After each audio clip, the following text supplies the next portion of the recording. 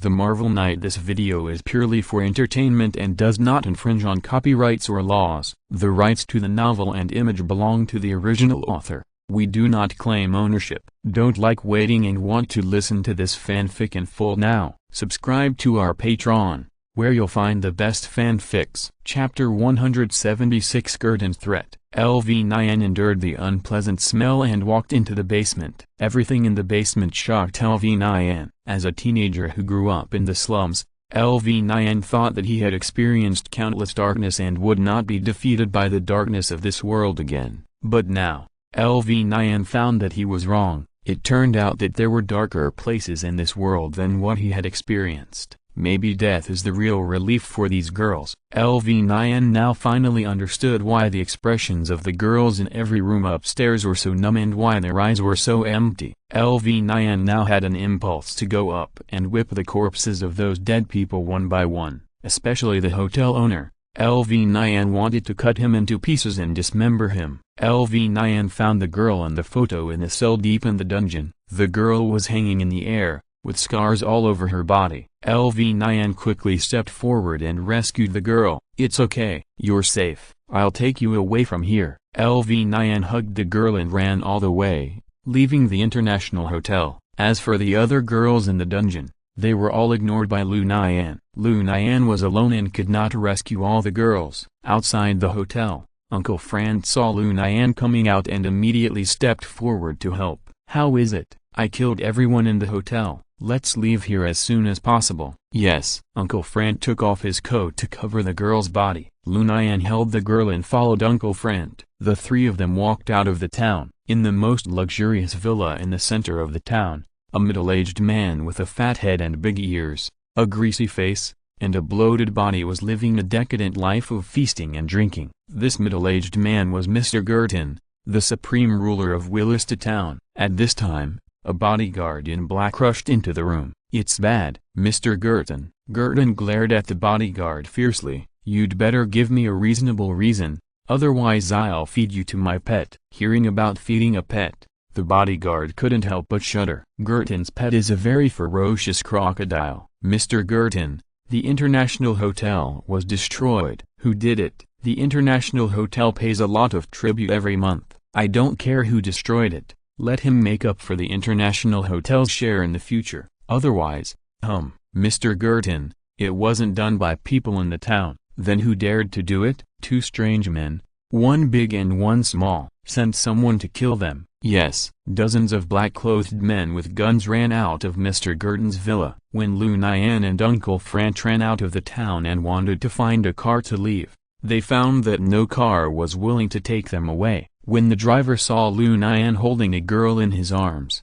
he hurriedly stepped on the accelerator and ran away. "Uncle Fran, what should we do now? I don't believe that we can't find someone willing to take us." At this time, the girl in Lu Nian's arms woke up. "Where am I?" Uncle Fran came over immediately to comfort her. "Lisa, you're safe. I'm your father's friend, and I'm here to find you on his behalf." "Where's Lily?" "Lily? Who is Lily?" "My best friend. We've always been together." "Sorry, Lily is not in our plan." "No, you must save her." "Lisa, stop kidding. We're not sure if we can leave safely now, and you're still thinking about saving others?" At this time, Lu Nian, with his extraordinary vision, discovered that a large group of people were running towards their location. "Uncle Fran, a large group of people are chasing us." "Lu Nian, protect Lisa. I'll go and take care of them." "Uncle Fran, don't show mercy. These people are complete scum." A trace of cruelty flashed across Uncle Fran's face. "Haha. The name of the Punisher is not for nothing." After Uncle Fran finished speaking, he took out two pistols and rushed forward. Da, pa-you, pa, pa. A minute later, fierce gunshots rang out in the distance, resounding through the night sky. 10 minutes later, Uncle Fran appeared in front of Lu Nian and Lisa, covered in blood. When Uncle Fran left, Lisa was very emotionally unstable. She was probably trembling because she remembered some bad things. Lu Nian hugged Lisa tightly and comforted her softly. "Lisa, it's okay. You are safe now. What's your name?" "Lu Nian." "Lu Nian, can you do me a favor?" "What favor?" "There is a bastard named Curtain in this town. Can you help me kill him? You can tell me how much money you want, and I will give it to you. You can even take my body." Lu Nian's face immediately turned red, but there was no light around, so Lisa couldn't see it. "What? You're not going to save your best friend? If I have to choose between killing Jordan and saving my best friend, I'll choose to kill Jordan." "Lisa, no, I can't go back. It's too dangerous. You're a grown man, and you're afraid of death?" "Lisa, I'm only 16 years old, younger than you, huh? So, it's not easy to save you." Lu Nian didn't want to take the risk of going back to save Lily and kill Jordan, so he made up an excuse. Seeing that Lu Nian didn't agree, Lisa's face flashed with disappointment. When Lu Nian saw Uncle Frank coming back, he immediately stepped forward and asked with concern, "Uncle Frank, the blood on your body, it's all from the enemy. I'm not injured." "That's good. We have to leave quickly. No time to lose." "Uncle Frank, I have an idea." "Go ahead." "Since those cars are unwilling to take us, why don't we rob a car? We can give them money as money to buy a car." "Yes, Lu Nian. Why didn't I think of such a simple way?" "Lisa doesn't have a passport now. We need to go to the U.S. Embassy now." "Well, I'll go rob a car now." Uncle Frank is a practical man. He does what he says. 10 minutes later, Uncle Frank came back in a luggage. "Lu Nian, get in." Lu Nian quickly carried Lisa into the car. But in the car, Lisa begged for the last time, "Can't you really save Lily?" Uncle Frank didn't answer. He stepped on the accelerator to the bottom, and the three of them quickly fled from the town of Willista. Uncle Frank told Lisa his answer through his actions. Chapter 177 Commission from the Ambassador. Uncle Frank and Lu Nian came to the American Embassy in Sofia, the capital of Bulgaria, with Lisa to seek help. When Uncle Frank and Lu Nian were about to leave, they were stopped by the American ambassador. The ambassador called Uncle Frank and Lu Nian into his office. The ambassador's office was very large, much larger than Uncle Frank's rental house. The luxurious desk was filled with all kinds of modern electrical appliances. A star-spangled flag was inserted in the corner of the desk, proving the identity of the owner of the room. The ambassador warmly invited Uncle Frank and Lu Nian to sit on the sofa and served tea and water. "Mr. Frank, I've long heard of your name. It's a pleasure to meet you today." "Mr. Ambassador, I have completed my mission. As for Lisa's return home, I'll leave it to your embassy." "Of course. Our embassy will protect the personal safety of every overseas citizen. We still need to continue traveling and can't stay in Bulgaria for too long. Please forgive me, Mr. Ambassador. Don't be in a hurry to leave." "Mr. Frank, I heard that you used to be a captain in the Marine Corps?" "That was many years ago. Actually, I have a commission task that I want you to complete." Uncle Frank couldn't help but frown when he heard this. "Mr. Ambassador, I have retired from the army now. Why don't you ask the army for help?" "Ahem, because this matter is not very glorious. If the army is involved, it may cause a war between the two countries." "What is it?" "We heard that a group of terrorists are planning to trade a batch of highly enriched uranium." "Highly enriched uranium?" Enriched uranium is a rare chemical element. Low enriched uranium can be used to generate electricity, and highly enriched uranium is the raw material for making nuclear weapons. "Then what do you need me to do?" "Take back all the enriched uranium." "What?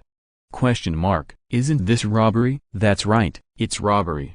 So the army can't be involved." "Mr. Ambassador, isn't this a bad idea?" "Ahem, Mr. Frank, have you forgotten who is behind me? I'm just executing the orders of the higher-ups." "Are you saying that this operation has been authorized by the higher-ups?" "That's right. I can let NATO forces provide satellite and technical support for your operation throughout the entire process." Uncle Frank was silent for a moment, then asked, "Where is the location?" "Zmail, a small town on the border between Ukraine and Romania. Our intelligence agencies suspect that some high-level Ukrainian officials are involved in the uranium enrichment operation and are providing cover for the operation." Time: 5 days later, on May 13th, this batch of highly enriched uranium will be transported to the ship and then transported to the Middle East via the Black Sea. Therefore, you must intercept this batch of highly enriched uranium before the terrorists load the goods on board. The Black Sea is the backyard of polar bears and they will never allow us to get involved. Once the ship sails to the Black Sea, We will lose our last chance to intercept. Uncle Frank hesitated for a moment and replied, "Okay, but you have to send the child next to me back to the country safely." "Uncle Frank, I want to act with you." "Lu Nian, this operation is very dangerous. We are facing terrorists." "Uncle Frank, I'm not even afraid of Rentang, so why should I be afraid of a mere terrorist?" When the ambassador heard the word Rentang, a puzzled expression appeared on his face. "What is Blade Hall?" Lu Nian immediately denied it. "Nothing." "Lu Nian, you'd better go back to your country obediently. It's a good opportunity for you to go back with Lisa and protect her. She has suffered such a great harm this time, and she needs someone to accompany her." "No, Uncle Frank, I must go with you." Uncle Frank and Lu Nian each insisted on their own opinion and could not reach a consensus. The ambassador tried to persuade them. "You two, why do you have to hurt your relationship over this matter? Mr. Frank, I think you really need help on this trip. If highly enriched uranium leaks during the transportation process, the consequences will be disastrous. I'm really worried if you go on the mission alone." "That's right, Uncle Frank, let me go with you." Uncle Frank, "Okay." "Mr. Ambassador, there is one more thing. I may need some weapons and equipment for this operation. I have thought about this a long time ago. I will arrange it. All the equipment of the Marine Corps is for you to choose from." "How do we get to Zmail?" "I will arrange for someone to take you to Kavarna, a small town in northeastern Bulgaria. There will be a speedboat there. You will go to the town of Zmail by water." "Wouldn't it be faster to take a plane directly?" "This is one of the reasons why I need you to help. As I said just now, senior Ukrainian officials may be involved in this secret transaction. Once you enter Ukraine by plane, you will be immediately targeted by official people. Smuggling by water is the safest way." "Is there anyone to meet us in the town of Zmail?" "Unfortunately, our informant was assassinated after sending the intelligence. After you arrive in Zmail, everything depends on you. If I fail to complete the task, will there be any punishment?" "But if you complete this mission, I think the President will personally award you the Navy Cross." "Isn't the Navy Cross awarded to active-duty naval personnel?" "From this moment on, until the moment you complete the mission, both of you will be temporary workers in the United States Marine Corps. Serving the country is your glorious mission." "Yes." With the ambassador's promise, Uncle Frank and Lu Nian began to prepare with confidence. The next morning, Uncle Frank and Lu Nian were taken to a naval military base to select equipment. Uncle Frank's name has long been famous in the Marine Corps. Seeing the former hero appear, the military base immediately boiled. A large group of soldiers ran out to watch Uncle Frank. Uncle Frank looked at the Marines in uniform and felt very close to them. "Uncle Frank, I didn't expect you to be so popular. Haha. If you haven't been a soldier, you won't know what it feels like." "Lu Nian, you can also consider joining the army." "Uncle Frank, I'm only 16 years old this year, not old enough to join the army." "Sorry, if you hadn't told me, I would have almost forgotten." Chapter 178 Smuggling. Uncle Frank still had the familiar equipment: M16A4 automatic rifle, Browning pistol, bulletproof vest, and military dagger. Lu Nian didn't find the ASL-8 in any of the weapons, so he had to choose the M4A1. Uncle Frank also brought a 60 mortar. "Uncle Frank, why do you bring this thing?" "Are we going to fight a positional war with terrorists?" "Just in case. This time we are fighting abroad, and we are fighting against terrorists. The combat effectiveness of those gangs in New York is far inferior to that of terrorists." "Lu Nian, you must be fully prepared mentally. At the critical moment, don't show mercy." "I know." "Uncle Frank, don't worry, I am no longer the person I used to be." "Lu Nian, this time we are not in the country. If something unexpected happens, no one can help us." Uncle Frank and Lu Nian, who had selected their equipment, were sent to the small town of Kavarna. Here, a Bulgarian warship had been waiting here for a long time. Because the town of Kavarna is far away from the town of Zmail, it is impossible to get there by speedboat. So the two people must first take the Bulgarian warship to the high seas, and then take the speedboat to the town of Zmail. At the same time as Uncle Frank and Lu Nian set off, Lisa also took the flight back home. On the Black Sea, Uncle Frank and Lu Nian came to the deck and talked about some past events. "Uncle Frank, Have you ever fought in a war when you were in the Marine Corps? Of course. I was sent to Afghanistan and the Middle East to perform missions. Uncle Frank, have you ever experienced the danger of death? On the battlefield, you are facing the threat of death all the time. For example, sometimes your comrade in arms is chatting with you 1 second, and he may be killed by a sniper the next second. Everyone who goes to the battlefield is fighting death. Uncle Frank,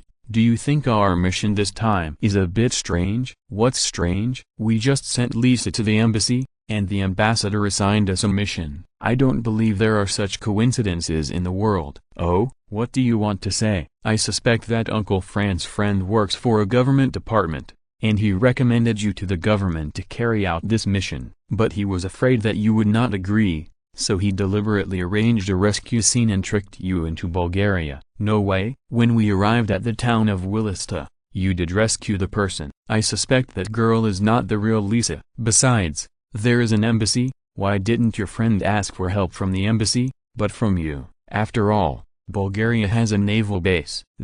Uncle Frank suddenly realized that he might have been tricked by his friend. Uncle Frank, no matter what, this mission may not be that simple. Why? I don't believe that the FBI and CIA don't have people, and they have to take our turn to carry out this mission. This mission may be an accident. All these words said by Lu Nian were analyzed by Number 1. As an artificial intelligence, Number 1 has extraordinary analytical ability. As Lu Nian's most reliable assistant, Number 1 has taken a step ahead to monitor the town of Zmail. Number 1 got 2 conclusions from the town's surveillance cameras and the incoming and outgoing phone signals. First, the people who smuggled highly enriched uranium were people from the government of their own country. Second, the people stationed in the town of Zmail were not ordinary terrorists, but a group of mercenaries armed to the teeth. Number 1 analyzed that the government intended to use Lu Nian and Uncle Frank to get highly enriched uranium from the mercenaries,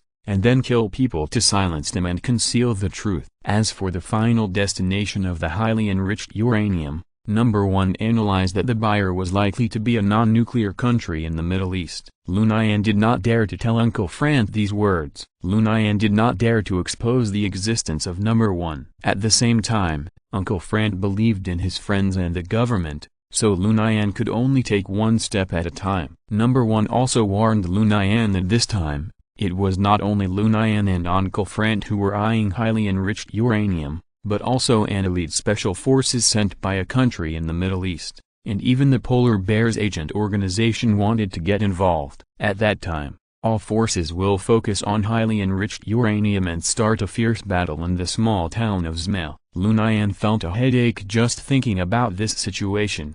The warship sailed in the Black Sea for 12 hours and arrived at the designated location. Lu Nian and Uncle Frank were fully armed and got on the speedboat. Uncle Frank was in charge of driving, while Lu Nian was in charge of guarding. Seeing that Lu Nian was extremely nervous, Uncle Frank comforted him. Lu Nian, relax a little.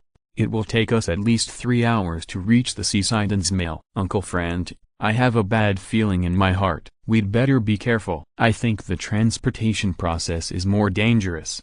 If you are not careful with highly enriched uranium, it will cause large-scale nuclear pollution. Uncle Frank, have you ever thought that the enemy we may face this time is professional mercenaries? Mercenaries are much stronger than terrorists. Professional mercenaries? There is this possibility. Haha. That's the best. The stronger the opponent, the more excited I am. Lu Nian saw that Uncle Frank obviously didn't believe what he said, so Lu Nian wisely chose to remain silent. The speedboat was speeding on the Black Sea. As the ambassador said before, military satellites were navigating for Uncle Frank and Lu Nian. At around 7 o'clock in the evening, Uncle Frank and Lu Nian docked at the seaside in Zmail. There is no beach here. In order to avoid the risk of running aground, Uncle Frank had to park the speedboat in a reef cave some distance from the shore. Then, Uncle Frank and Lu Nian swam to the shore. Uncle Frank, fortunately we prepared the water release measures in advance,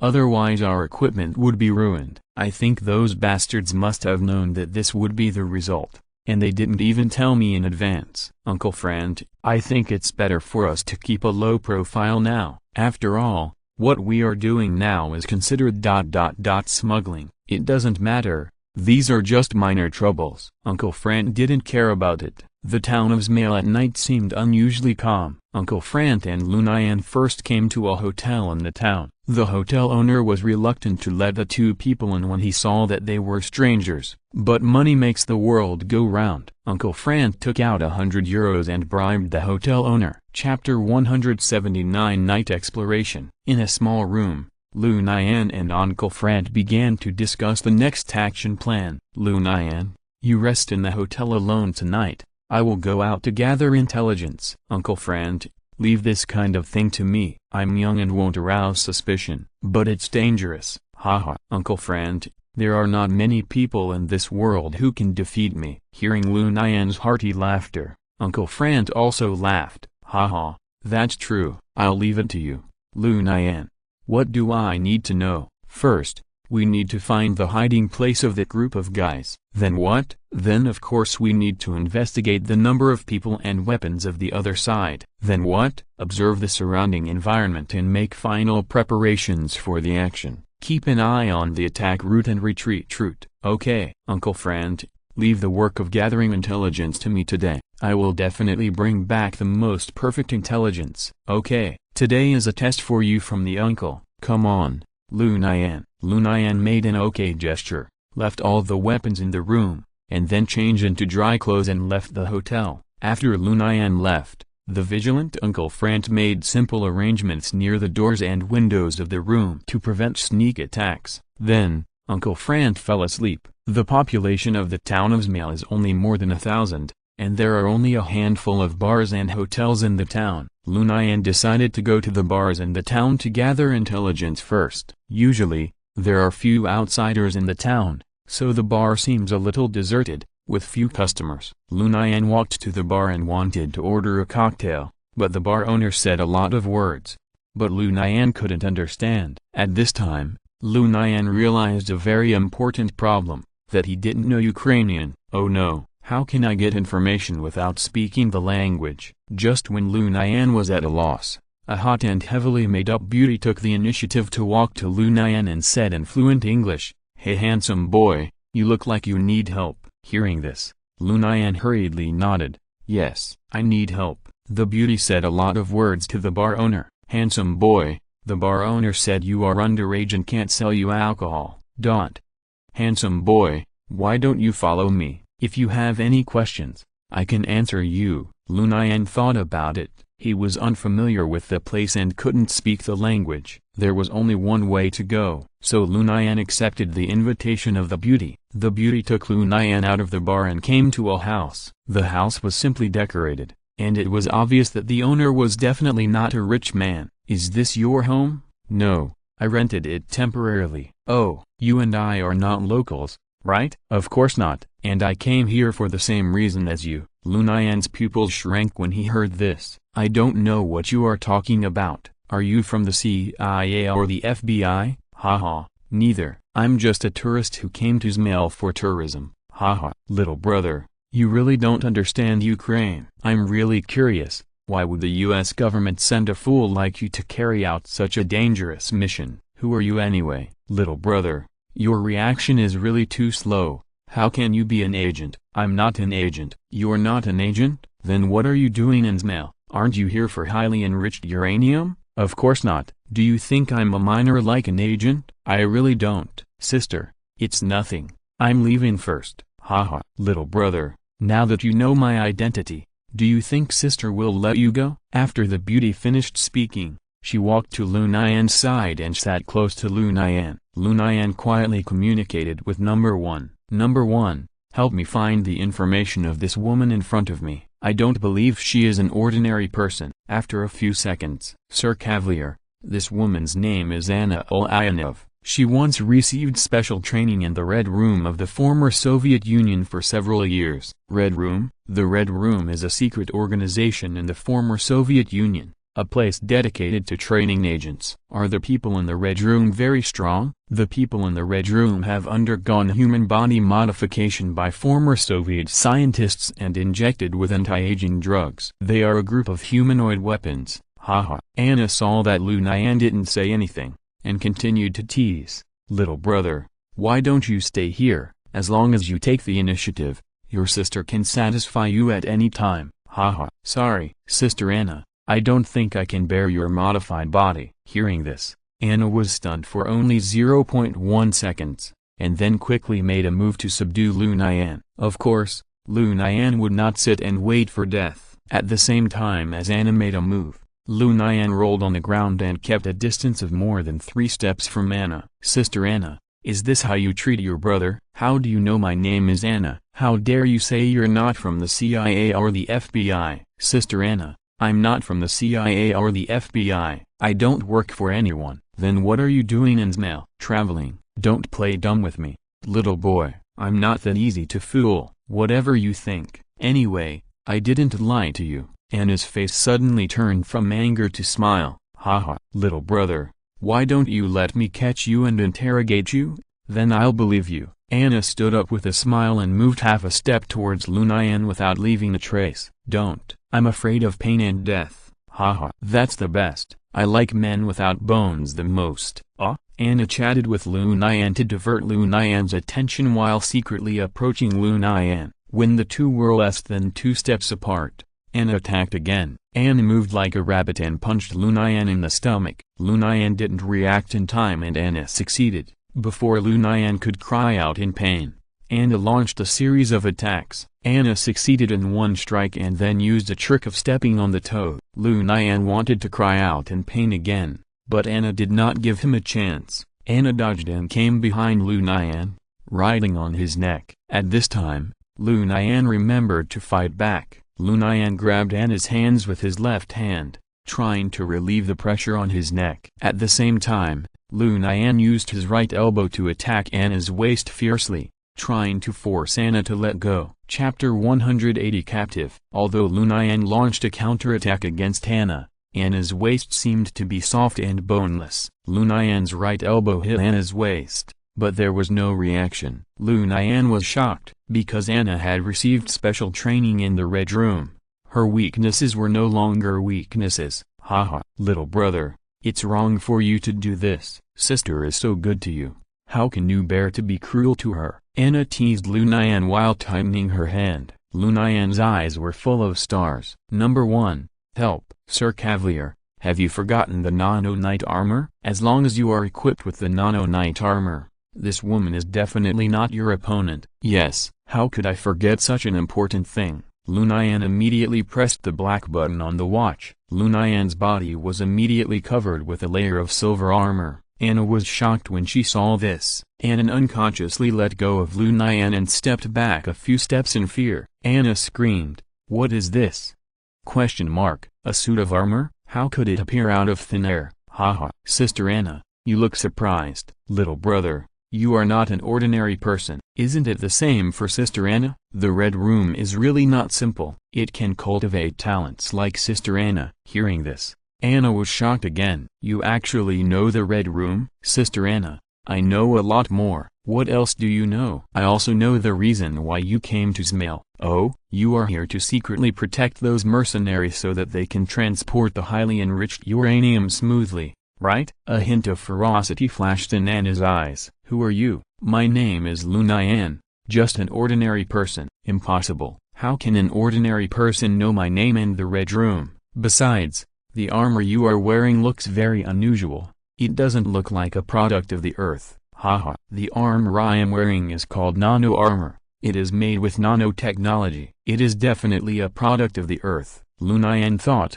since number 1 is an artificial intelligence born on Earth, then the things made by number 1 should also be considered as products of the Earth. Little brother, are you willing to give me the nanotechnology? Sister Anna, are you trying to get something for nothing? Little brother, don't worry. I will exchange it with you for money. Haha. Sister Anna, how much do you think nanotechnology should be worth?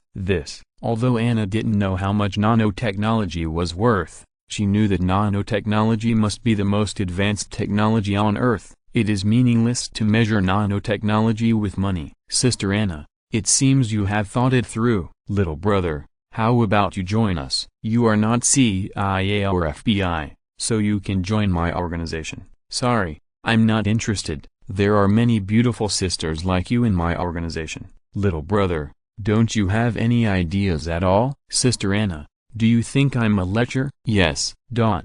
It was a dark and windy night in the town, with a bright moon in the sky. In a villa in the town, there was a group of fully armed mercenaries, with a high concentration of spirit. In the basement of this villa, there was a safe, and in the safe there was a password box. In the password box there was an iron box with a password, and in the iron box was the item to be traded this time, highly enriched uranium. It has been 2 days since this group of mercenaries arrived in Izmail. Because the next buyer never showed up, they had to stay in Izmail. The boss of this group of mercenaries was once a member of the U.S. Navy SEALs, and was forcibly expelled from the army because of violating battlefield discipline. In the living room of the villa, several leaders gathered together, and the atmosphere was a little tense. Boss, why haven't those Middle Eastern guys shown up yet? How should I know, boss? Many strangers have come to the town of Izmail recently, and the goods in our hands are not safe. I know, but what can we do? Highly enriched uranium cannot be thrown away casually.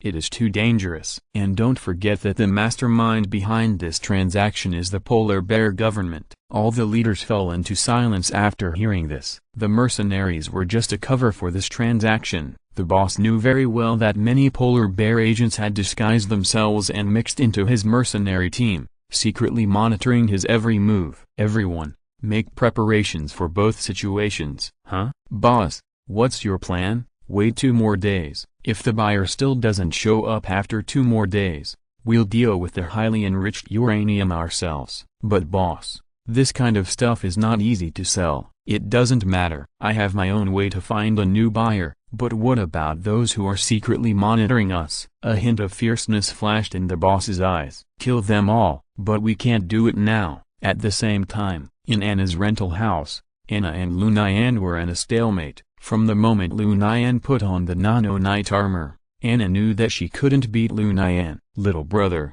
are you really not going to join me? No. Hey, then tell me what you are doing here. Don't tell me you are here for a trip. I am not a fool. It is the same as your purpose. Sure enough. Where did you get this information? This is my secret. Did you come here alone? I don't know. Little brother, isn't it too unfair for you to fight me in armor? Why don't you take off your armor and we fight again? Sister Anna, you have been specially trained. I can't compete with you. I feel uneasy without armor. Anna's smile grew, but her murderous intent grew stronger. The women who came out of the red room were all beautiful snakes without exception. Little brother, it is not a good idea for us to be in a stalemate like this. Then let's have a good fight. After Lu Nian finished speaking, he put on a fighting posture. Seeing this, Anna said with a smile, Sister won't fight with you. How can Sister be your opponent? Before Anna finished speaking, her hand touched her waist, quickly took out a pistol,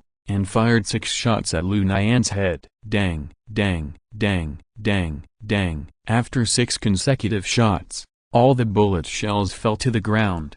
But Lu Nian was unharmed. The next second, Lu Nian moved. Lu Nian forced Anna's hands behind her back. Sister Anna, you are my prisoner now. Chapter 181 Major Event 2, Crisis arrives. On the surface of the Black Sea, a Turkish cargo ship is traveling at high speed. Several Arabs in white are on the cargo ship. They are the buyers of this transaction. The goods arrived in Izmail 2 days ago. The mercenaries have called us many times to urge us. We can't blame us for this. I didn't expect that someone would follow us all the way. Hurry up and complete the transaction to avoid more trouble. As long as this transaction is completed, our country will have nuclear weapons, and we will no longer have to look at the faces of those big countries. These Arabs come from a small country in the Middle East and have suffered from war for many years. Weak countries have no diplomacy. This country is not poor, and there is oil everywhere. Because of this, this country has suffered from foreign invasions. In order to revitalize their motherland, these wealthy businessmen chose a shortcut.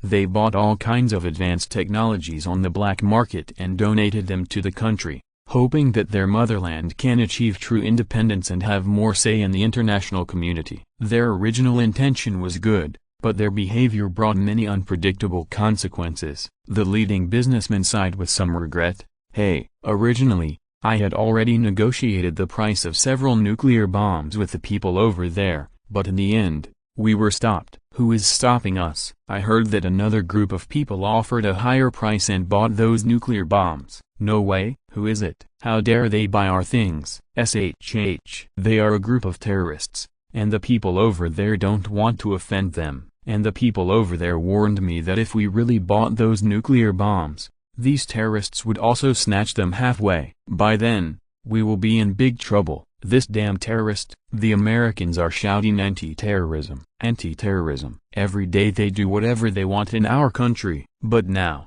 terrorists are buying nuclear bombs openly, and the Americans know nothing. Sooner or later, I will make our motherland surpass the United States and become the most powerful country on earth. That's right. As long as there is enough oil, we will achieve national revival sooner or later. Americans, just wait. Sooner or later, I will let you know how powerful we are. Just as these Arabs were fantasizing, another group of armed men arrived at the outskirts of Zakhaev.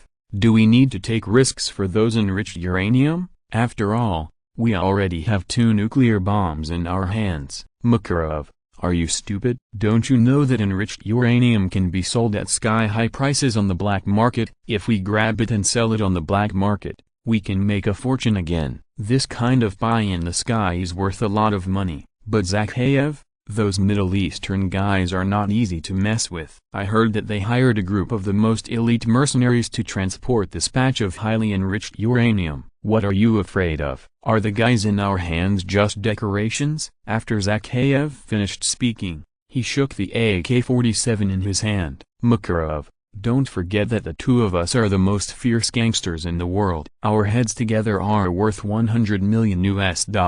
In the global bounty notice issued by the US government, Zakhaev's head is worth $60 million, and Makarov's head is worth $40 million. The heads of both of them are worth exactly $100 million.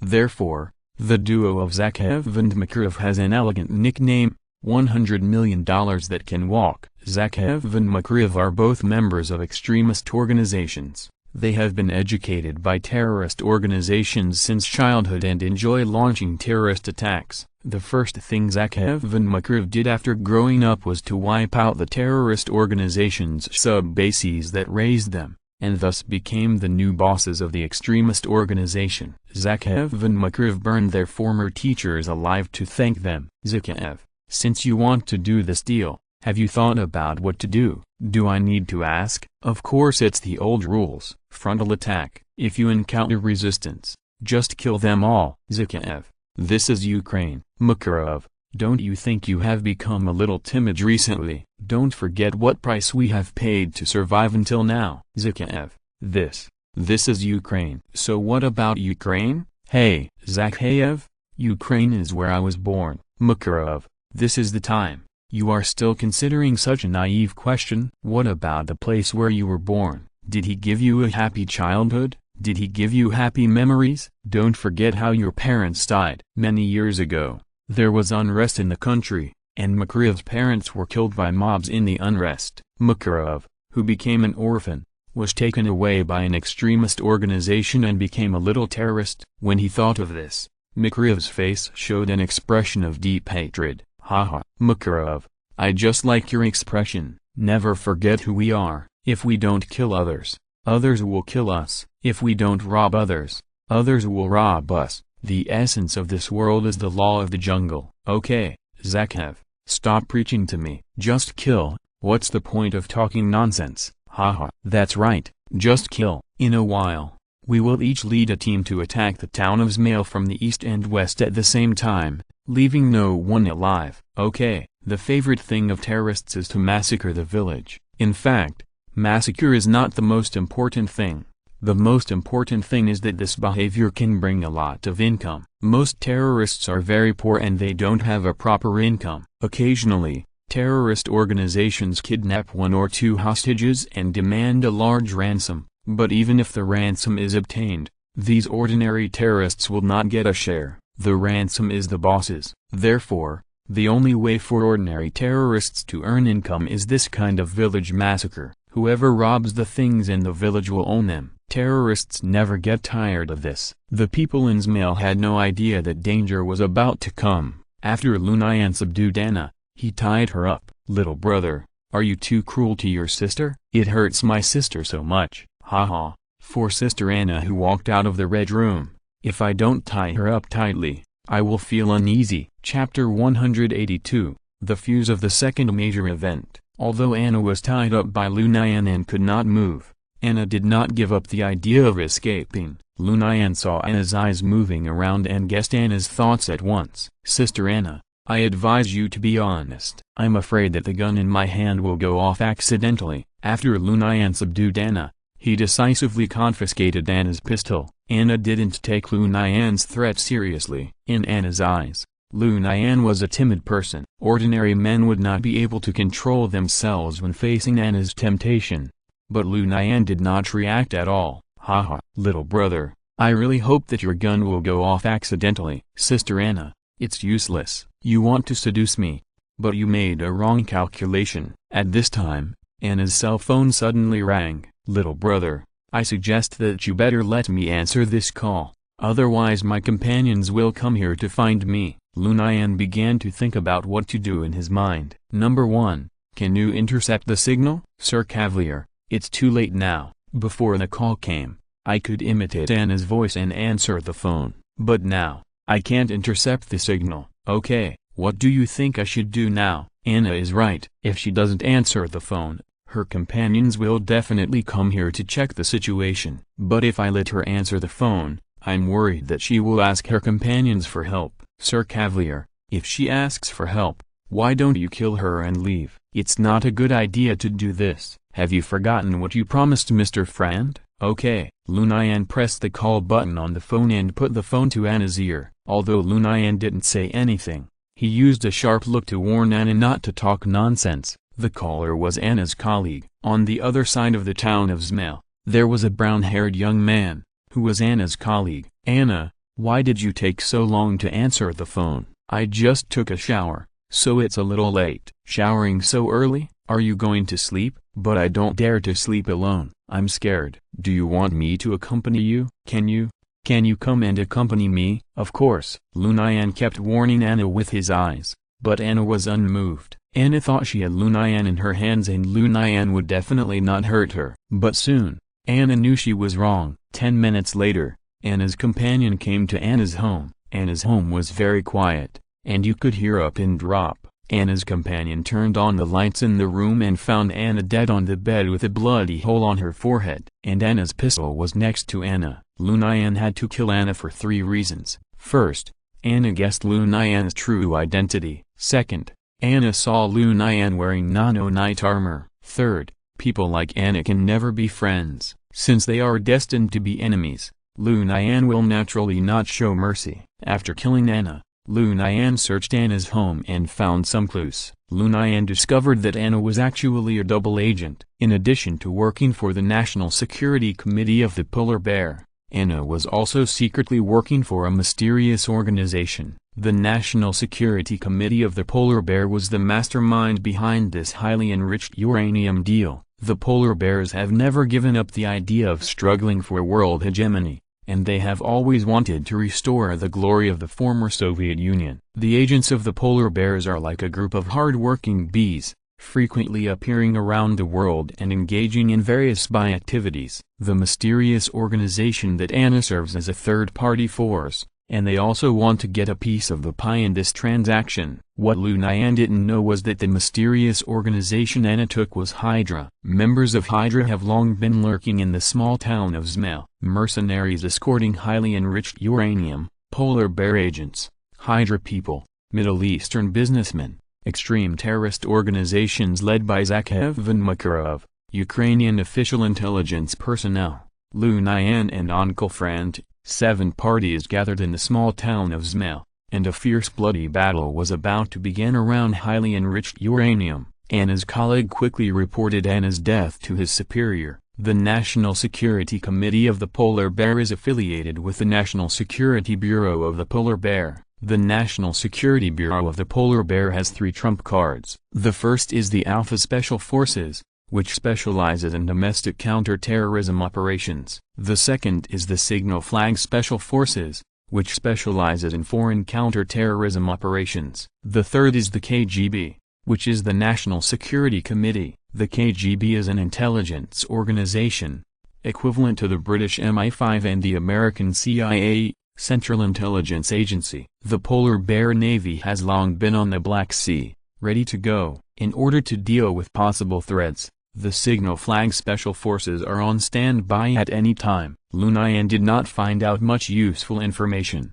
However, under the surveillance of Number 1, Lu Nian learned that the Middle Eastern businessman had already sailed from Turkey. It was past 10 o'clock in the evening, and the whole town was dark. The residents of Smale were used to going to bed early. In this case, Lu Nian decided to go back to the hotel first and discuss with Uncle Frant before making a decision. Knock, knock, knock. Uncle Frant heard the knock on the door and sat up immediately. Who? Uncle Frant, it's me. Lu Nian, wait a minute. I set up some traps at the door. After a few minutes, Uncle Frant opened the door. As soon as Lu Nian entered the room, he saw the various traps that Uncle Frant had carefully arranged. Uncle Frant, do you have to be so careful? This is not my country. It's always right to be careful in everything. Lu Nian, did you get any information? I met a KGB agent. There are indeed polar bear people in the town. I knew it. Uncle Frant, I killed that KGB agent. What? Tell me the whole story. Lu Nian told Uncle Frant what happened. Some of the processes in the middle,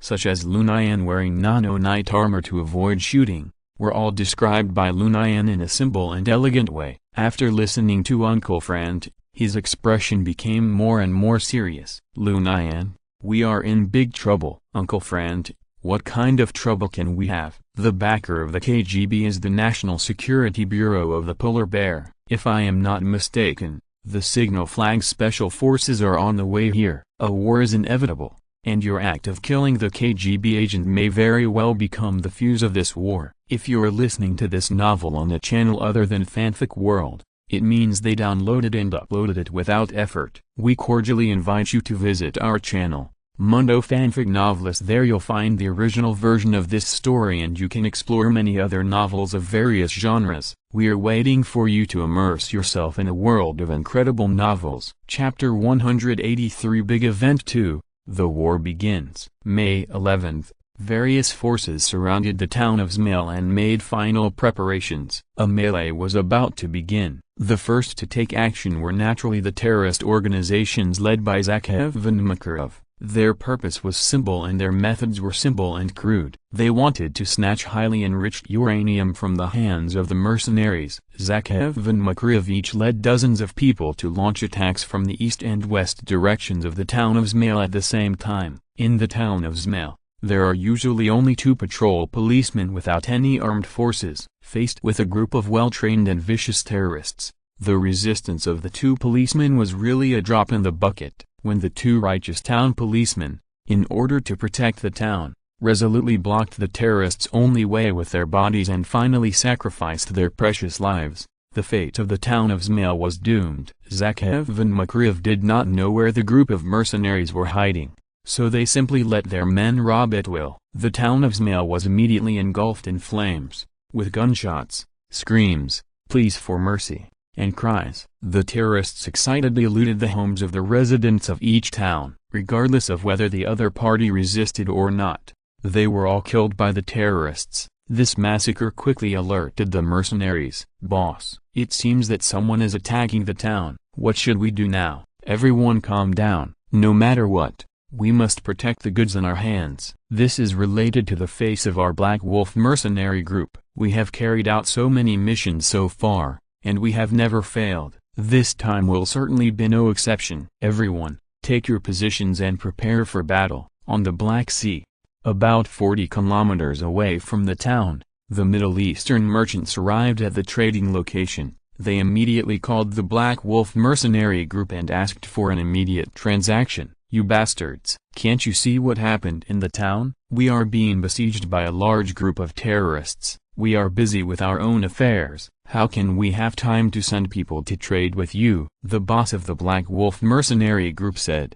and angrily slammed the phone. At this time, The Wild Wolf mercenaries had already been at war with the terrorists. The Wild Wolf mercenaries temporarily resisted the terrorists' attack by relying on the advantage of the house. After the terrorists confirmed the location of the Wild Wolf mercenaries, they quickly notified Zakhaev and Makarov. They could use fire, poison gas, and even artillery shells to attack the Black Wolf mercenaries. But now, they dare not attack like this. If the Black Wolf mercenaries were to fight to the death and release the highly enriched uranium in their hands, everyone would be finished. Zakhaev and Makarov began to think about how to trick the highly enriched uranium out of the hands of the Black Wolf mercenaries. On the cargo ship in the Black Sea, the Middle Eastern merchants were also angry when they saw that the other party had hung up the phone. What is their attitude? Shouldn't they complete the transaction with us first? Maybe they can't be separated. Look there. The flames in the small town of Zmail were soaring that they could be barely seen even from a distance. Even so, they can send people to break out and complete the transaction with us. I think they just want to take the opportunity to ask for more money and blackmail us. That's right, I think so too. Shut up. The appearance of terrorists is not in our plan. We don't know what is going on in the town now. What should we do now? One word. Wait. On the other side, 40 fully armed Special Forces members of the Polar Bears Signal Flag Special Forces were taking off from the warship in the Black Sea in an M-26 helicopter and heading to the town of Zmail. They have two missions on this trip. The first is to cover the people of the Black Wolf mercenary group and successfully complete the transaction with the Middle Eastern businessmen. The second is to find out who assassinated the KGB agent and find out the mastermind behind it. When the terrorists attacked the town, the hotel in the town was the first to bear the brunt. In the eyes of the terrorists, the hotel is definitely a fat sheep to be slaughtered. The moment Lu Nian and Uncle Frank heard the gunshots outside,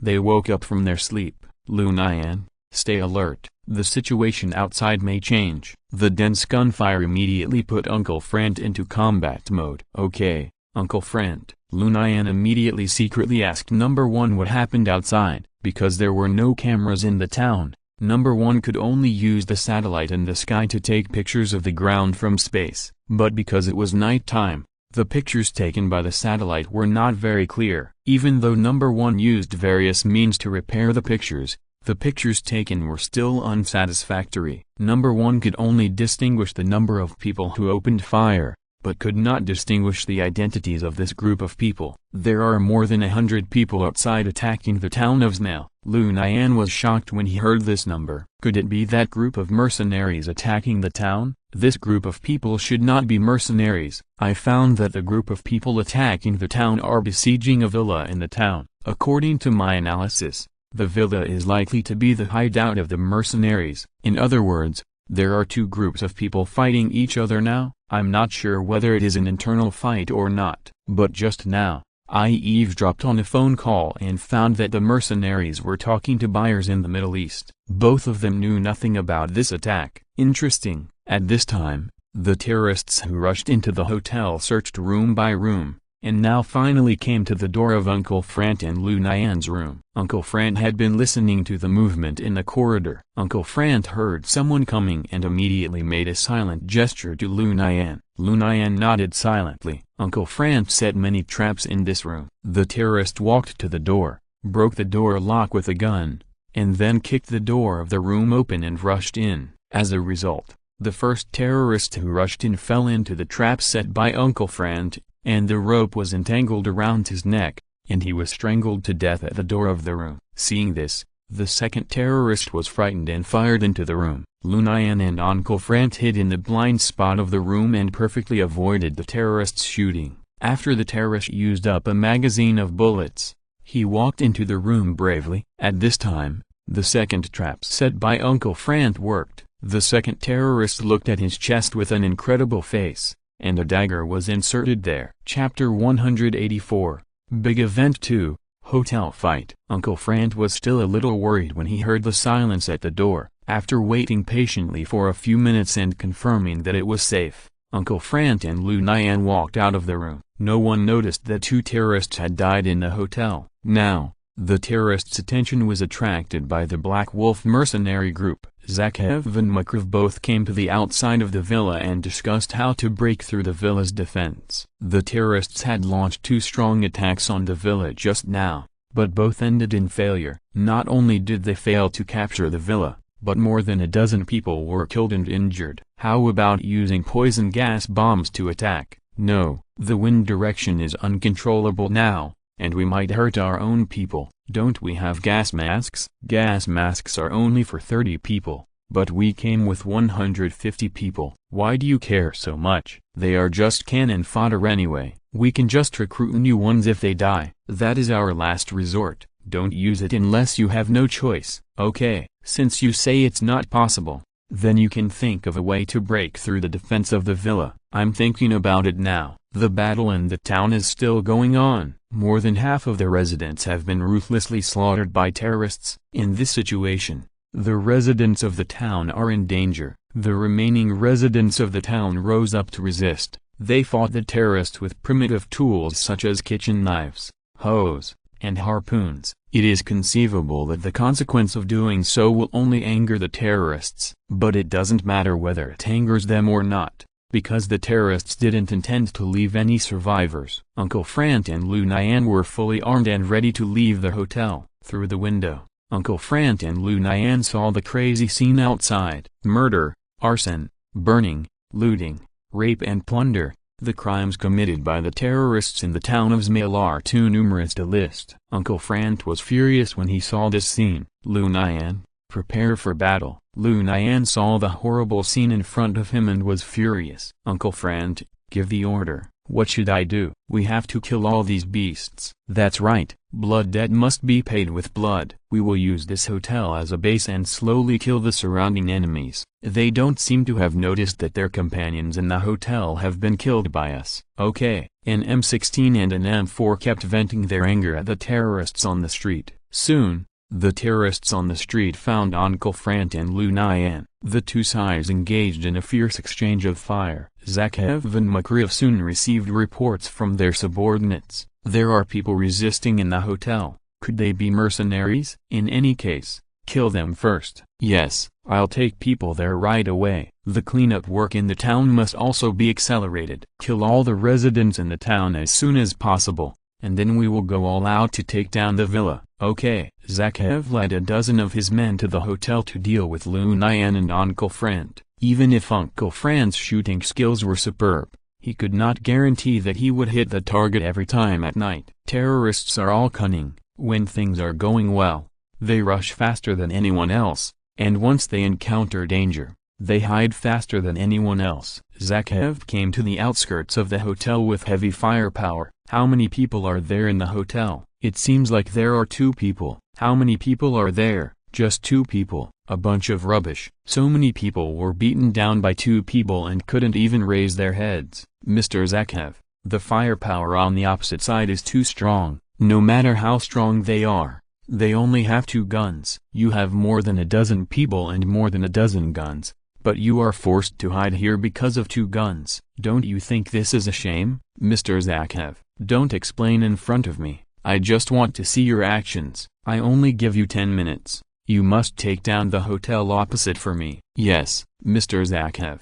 The small leader of the terrorists had no choice but to bite the bullet and gather his men together to prepare to launch a strong attack on the hotel. Uncle Frant and Lu Nian keenly observed the situation outside. Uncle Frant, the gunshots outside seem to have stopped. They must be plotting something. Lu Nian, be alert. Well, I'll go to the back door to take a look. Okay. Lu Nian came to the back door and also did not find the figure of the terrorists. An inexplicable sense of crisis instantly surged into Lu Nian's heart. At this time, the leader of the terrorists decided to use fire to attack the hotel. The whole town was full of flames, and it was too easy to launch a fire attack. Several terrorists were forced by the leader with guns, holding torches high, and rushed to the hotel. Da. Uncle Frant mercilessly killed the terrorist who was leading the way. A clever terrorist deliberately sneaked to the back of the hotel to set fire, but was discovered by Lu Nian and sent to have tea with Ben. Seeing that their companions were dead,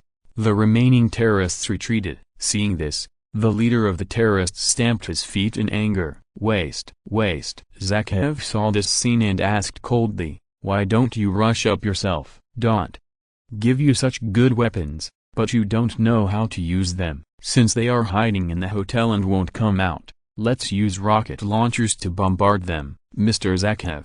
If that happens, all the valuable things in the hotel will be destroyed. Are you stupid? Which is more important, things or human lives? We don't have so much time to waste here. Hurry up and destroy the hotel with rocket launchers." "Yes, Mr. Zakhaev." Two terrorists came to the house opposite the hotel with rocket launchers and aimed at the hotel. The moment they saw the rocket launcher being fired, Uncle Fran's pupils suddenly widened and he shouted to Lu Nian, "Rocket attack, get down!" Unfortunately, Lu Nian's reaction was still a step slow. Swoosh, swoosh, swoosh. The terrorists fired 4 rocket launchers at the hotel in succession. Boom. More than half of the hotel collapsed in an instant. Uncle Fran and Lu Nian were buried in the ruins. Uncle Fran was quick to hide under the bed. Lu Nian was not so lucky. He was hit by a falling brick and had a bloody head. He was in a miserable state. "Mr. Zakhaev, the hotel has collapsed." "Yes, do you want to send a few people to take a look? Half of the house has collapsed. It is unlikely that people are alive, and the house may continue to collapse." "Then just ignore them? No matter, Makariv needs support. You all come back with me to support the villa." "Yes, Mr. Zakhaev." Chapter 185, Tragedy. Uncle Fran struggled to get out from under the bed, looking at the ruins around him, and he was filled with grief, seeing that the terrorists across the street seemed to have stopped moving. Uncle Fran temporarily felt relieved. Suddenly, Uncle Fran shuddered. "Oh no, where is Lu Nian? Where is Lu Nian? Lu Nian, Lu Nian, where are you? Come out." Uncle Fran was looking for Lu Nian like crazy in the ruins. The gunshots in the town were getting more and more frequent, and you can imagine how fierce the battle was. The terrorists and mercenaries were completely bloodthirsty. The terrorists were afraid of the leakage of highly enriched uranium and did not dare to use heavy weapons. Mortars and rocket launchers were not put into battle. On the other hand, the mercenaries had no worries. The only heavy machine gun kept spitting out flames, harvesting the lives of terrorists. The number of mercenaries was only a quarter of that of the terrorists, but with the sturdy villa, they fought the terrorists to a draw, and even had a slight advantage. Zakhaev and Makariv saw it and were anxious. "We can't waste time like this. Use poison gas bombs." "Don't. If we delay any longer, when the government troops come, we won't be able to escape even if we want to." "Don't. If you can't do it, I'll be responsible for conveying the order." "Hey, all right." The terrorists finally decided to use poison gas bombs to resolve the battle. 30 gas masks were distributed to all important members. On the other side of the town, in the ruins of the hotel, Uncle Fran finally successfully dug Lu Nian out. "Lu Nian, Lu Nian, wake up." "Uncle Fran, are you okay?" "Uncle is fine." "Bad boy, are you okay?" "I'm fine, but I feel a little sore all over, and I feel like I'm about to fall apart." "That's good, that's good. Uncle will take you away from here now." Uncle Fran carried Lu Nian and walked out of the town. Uncle Fran doesn't want to care about any crappy missions now. He just hopes that Lu Nian can be safe. The terrorists' gas bombs are ready, and an inhumane gas war is about to begin. In the villa, the mercenary boss, relying on his years of cultivating a sense of danger, realized that the terrorists might take some extraordinary measures. "Everyone prepare wet towels." "Boss, why?" "Don't ask why. Hurry up and do what I order." Suddenly, "Where do you want me to find so many wet towels, you idiot?" "Tear up your clothes. Aren't they ready-made towels? Hurry, hurry." "Everyone, hurry up." At the boss's urging, the mercenaries prepared wet towels one after another. The terrorists were about to use gas bombs to attack the villa. Buzz buzz buzz. At this time, in the sky, 40 soldiers of the Signal Flag Special Forces suddenly fell from the sky. The soldiers of the Signal Flag Special Forces attacked the terrorists on the ground while rappelling. The terrorists did not notice that the enemy would appear in the sky, and were caught off guard for a while. Seeing that the situation was not good, Zakhaev and Makariv chose to flee with their men at the first opportunity. However, before they fled, They left more than 100 people as cannon fodder to block the mercenaries and the mysterious troops that fell from the sky. Most importantly, Zakhaev and Makarov decided to use poison gas bombs to cover the entire town of Zmail. Bang, bang, bang. With the sound of several mortars, a yellow poisonous fog enveloped the entire villa and the surrounding area of the villa. The mercenaries immediately covered their mouths and noses with wet towels. The poison gas used by the terrorists is VX gas. VX gas is a more terrifying poison gas than sarin gas. It is a colorless and odorless oily liquid that turns into gas once it comes into contact with oxygen. After being released, VX gas appears yellow or brown and has a foul smell. Contact with human skin or inhalation will cause poisoning. VX gas can cause headaches, nausea, respiratory arrest, central nervous system disorders, and ultimately death. The boss of the mercenaries blocked his mouth and nose at the first moment when he saw the yellow smoke rising, but the exposed skin was still in contact with the VX gas. Soon, screams were heard in the villa. All the members of the Black Wolf mercenary group were killed by the gas, and no one was left alive. The terrorists who surrounded the villa were inevitably attacked indiscriminately by the gas. These people were originally abandoned by Zakhaev and Makarov, and their deaths were also expected by Zakhaev and Makarov. The Signal Flag Special Forces, which were armed to the teeth, had gas masks as standard. When the VX gas spread to the outside of the villa, the toxicity had weakened. However, the soldiers of the Signal Flag Special Forces still did not dare to be careless and chose to retreat directly. The VX gas gradually spread to the entire town of Zmail, except for those who were killed by terrorists in the battle. The remaining survivors of the town of Zmail stopped breathing because of the VX gas. No one survived in the entire town of Zmail. On the other side of the town, Uncle Franz supported Lu Nian and was about to leave the town of Zmail. They didn't notice at all that behind them, a strange yellow smoke was drifting in the wind. When Uncle Franz found out, it was too late. After inhaling VX gas, Uncle Franz covered his throat in pain and couldn't make any sound. Gradually, Uncle Franz exhaled more than inhaled, and his life was hanging by a thread. Seeing this, Lu Nian was anxious, but he didn't have any good solution. Lu Nian had to ask for help from Number 1. Number 1, what happened to Uncle Franz? According to Mr. Franz's symptoms, he should have inhaled poison gas. Is there any way to save him? I'm sorry, Lord Cavalier, Knight, I can't do anything. I also inhaled the yellow gas. Why am I fine? Because Lord Cavalier,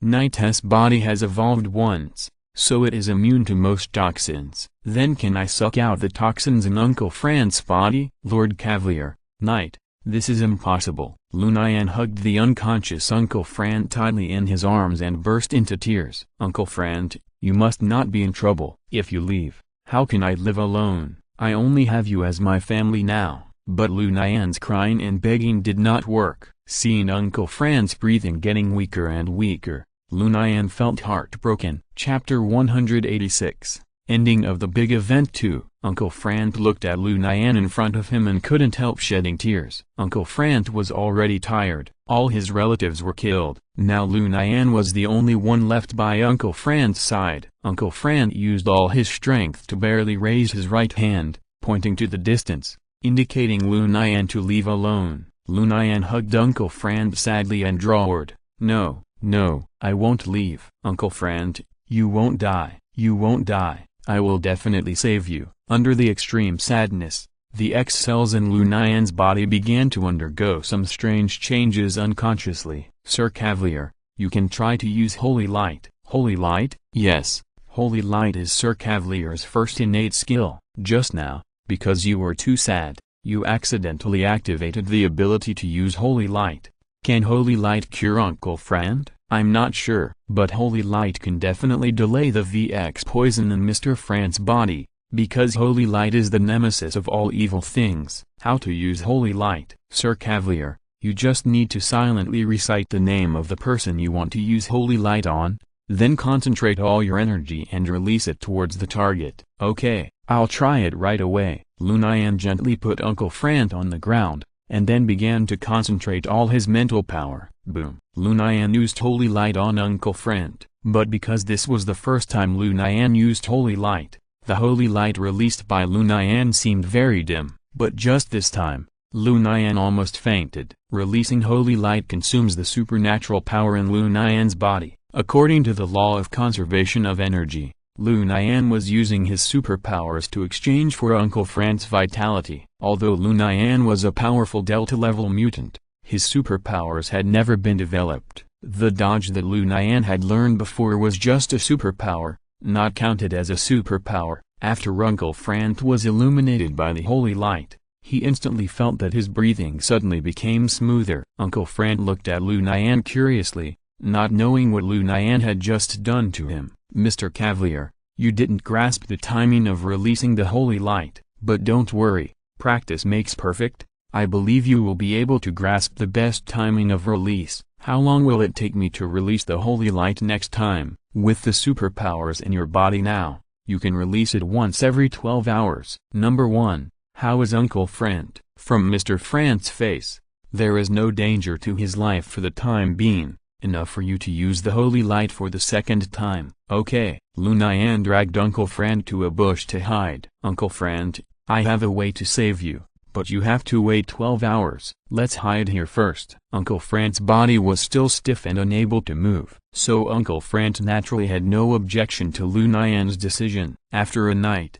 the poisonous gas in the town gradually dissipated. On the surface of the Black Sea, the patience of the Middle Eastern merchants was gradually worn out. What happened in the town? Why didn't anyone answer the phone? I've said long ago that these mercenaries are unreliable. They must have run away with the things. These guys are damned. This matter is related to the survival of our country. Everyone be quiet. I suggest organizing a team to land and see what is going on in the town of Zmail. I agree too. Soon, a landing team consisting of 4 people was formed, including 2 Middle Eastern businessmen and 2 personal bodyguards. They took a speedboat and set off for the town of Zmail. On the other side, the soldiers of the Polar Bear Signal Flag Special Forces were affected by the poisonous gas to varying degrees and could no longer fight. They had to take a warship and return to the military base for treatment. As for the KGB agents, they were poisoned to death by VX gas in the town of Zmail. Zakhev and Makriv did not have the courage to return to Zmail to take away the highly enriched uranium. The Black Wolf mercenaries were completely wiped out by VX gas, and Anna,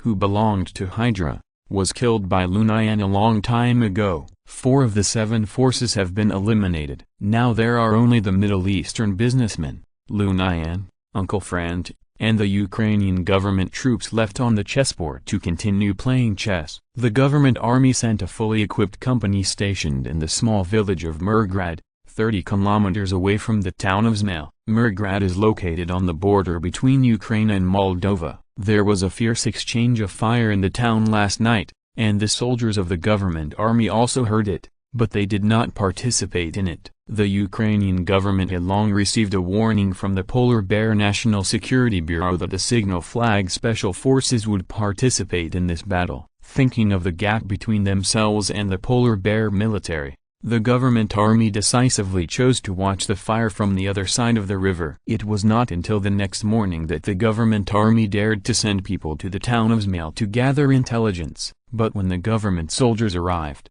they found that the town of Zmail had completely turned into a ruin, with corpses everywhere. The whole town has become a dead town, and there is no one alive in the town. From the corpses on the ground, it is clear to distinguish the 3 forces: the town residents, mercenaries and terrorists. Middle Eastern businessmen and bodyguards also rushed to the town of Zmail in the morning.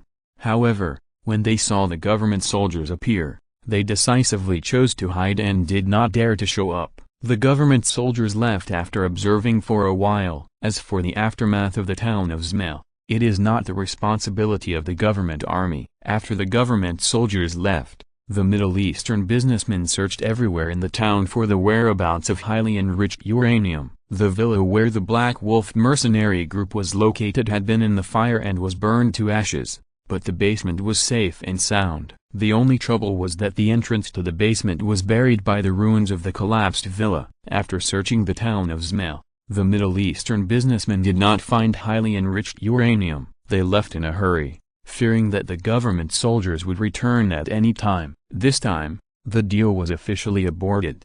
However, after seeing all the members of the Black Wolf mercenary group killed, they finally vindicated the Black Wolf mercenary group. The Middle Eastern merchants boarded a cargo ship and hurriedly left the Ukrainian territorial waters. In the afternoon, the government soldiers returned and occupied the town of Izmail. At 4 o'clock in the afternoon of the same day, Lu Nian, who had recovered his spirit, used the holy light on Uncle Frank again. With the second holy light shining, Uncle Frank's life was finally saved. Chapter 187 Target, India. Highly enriched uranium was buried underground in the town of Izmail and became a secret. Polar bears people thought that Middle Eastern merchants took the highly enriched uranium and blamed the Middle Eastern merchants. Middle Eastern merchants thought that terrorists took the highly enriched uranium and blamed the terrorists. The terrorists said that they were not responsible for this. The Ukrainian government watched the three forces fighting and arguing on their own territory, but they could only bury their heads and sulk because they had no say now. They had neither the military strength of Polar Bear nor the financial resources of Middle Eastern merchants, nor the courage of terrorists to burn their boats and break their pots. Lu Nian and Uncle Frank took a speedboat and came to the meeting point. They were taken back to Bulgaria by the warship that came to meet them. At the American embassy in Sofia, Lu Nian and Uncle Frank reported the whole story of the mission. Poison gas bombs? They used poison gas bombs? Yes. If it weren't for our tough life, we would have died in the town of Izmail now. Great. The information you provided is very important. Apostrophe. With the testimony you provided, our government can intervene in the Black Sea affairs under the pretext that the Ukrainian government forces used weapons of mass destruction. Lu Nian and Uncle Frank were chilled by the ambassador's words. They risked their lives to carry out their mission, but the ambassador now only wanted to make profits from it, and didn't care at all about the dangers the two had experienced. Ambassador, if there is nothing else, we will leave Bulgaria. Of course, you are welcome to serve the country at any time. Haha. Uncle Frank couldn't help but sneer when he heard it. Lu Nian and Uncle Frank looked at each other and both left the embassy. According to the original plan, Uncle Frank and Lu Nian were about to set off for India to eliminate the Indian Blade Hall branch. The ambassador provided some convenience for Uncle Frank and Lu Nian. Uncle Frank and Lu Nian used fake identities to go abroad before, but now they can go abroad openly. Uncle Frank's previous criminal records in China have all been deleted. Lu Nian's previous impersonation of Interpol was not exposed. Now, both of them can use their real identities and fly openly, but they can't bring their weapons on the plane. This made Lu Nian very dissatisfied. The weapons he bought before were confiscated by the embassy staff. However, the ambassador assured Lu Nian and Uncle Frank that he had arranged downline personnel in India to equip the two with weapons.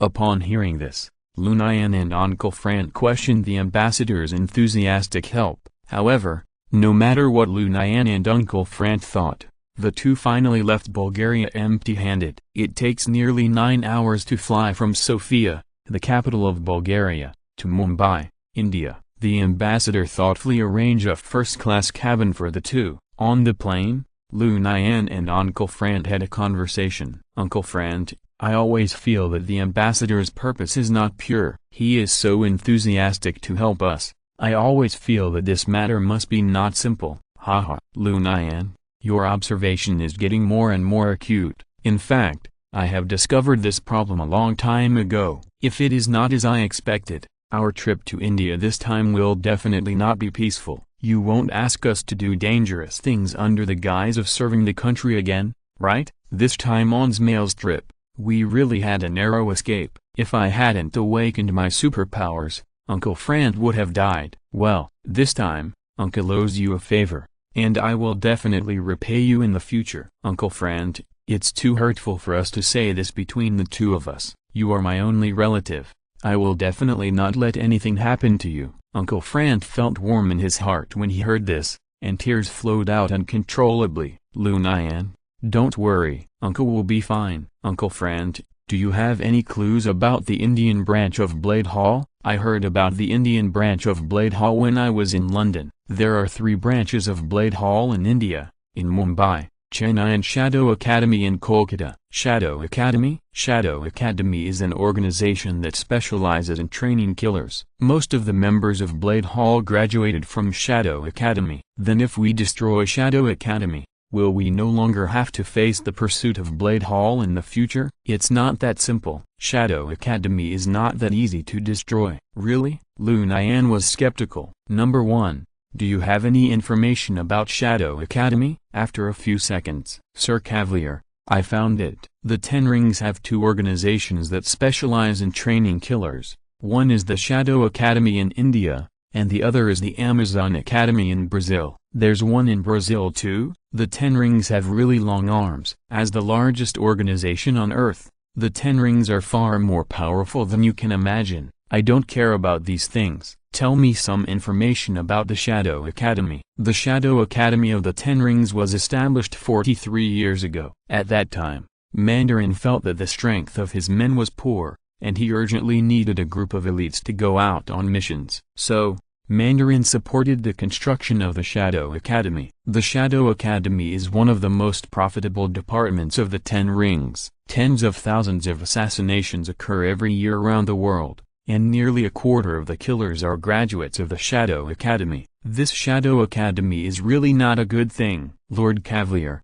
there are 3 Shadow Academy, located in Mumbai, Chennai and Kolkata. The Shadow Academy in Mumbai was established the earliest, with the most complete training facilities, the most systematic teaching system, and the best faculty. The Shadow Academy in Chennai is one of the worst schools in the world. Many killers around the world want to get a diploma from the Shadow Academy to raise their own wealth. So, these trash in the killer world were assigned to study at the Shadow Academy in Chennai. Is there any difference? Yes, the killers who graduated from the Shadow Academy in Mumbai have red diplomas, proving that they have a good family background. The killers who graduated from the Shadow Academy in Chennai have pink diplomas. Haha. Interesting. If Uncle Frant and I want to destroy the Shadow Academy in Mumbai, what suggestions do you have? Lord Cavalier, I strongly recommend that you cancel this operation. No matter how strong the Blade Hall is, there are also fakes. But in the Shadow Academy in Mumbai, everyone is a top elite. Chapter 188 Commission from the Military. After finishing the call with number 1, Lu Nian decided to discuss with Uncle Frant and start from the Shadow Academy in Chennai or Kolkata. After all, you have to start playing games from the easy difficulty. Go to Chennai. Why? Uncle Frant, this is what I think. We entered from Mumbai. If something happened in Mumbai, we will definitely not escape suspicion. Why don't we go to Chennai first, then go to Kolkata, and finally return to Mumbai to start? Uncle Frant heard this and closed his eyes, thinking. After a while, Lu Nian saw that Uncle Frant did not respond, and asked, Uncle Frant, what do you think about it? Lu Nian, I think what you said makes some sense. Yeah. Then let's start with the Shadow Academy in Chennai. Uncle Frant, you are so wise. Lu Nian and Uncle Frant chatted casually for a while, and suddenly a feeling of sleepiness came over them,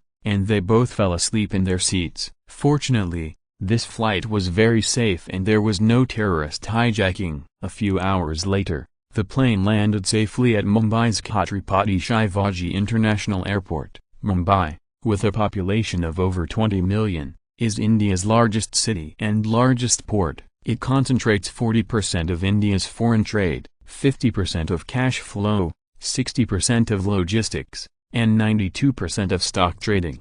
Mumbai's Bollywood is the cradle of India's film industry. But Mumbai also has a dark side. Mumbai has the world's second largest and Asia's largest slum, Dharavi slum. The Dharavi slum covers an area of 1.7 square kilometers, but is home to more than 1 million people. As soon as Lu Nian got off the plane, he felt the difference of Mumbai. In the city center of Mumbai, countless high-rise buildings stand side by side, and it looks like a prosperous era. Lu Nian and Uncle Frant walked out of the airport and took a taxi to the embassy office in the center of Mumbai. When the Bulgarian ambassador helped Lu Nian and Uncle Frant leave, he repeatedly told them to go to the embassy office in Mumbai. Lu Nian and Uncle Frant originally planned to go directly to Chennai to work, but they didn't know how long this journey would take. So before leaving Mumbai, The two decided to go to the embassy office to see what was going on. What?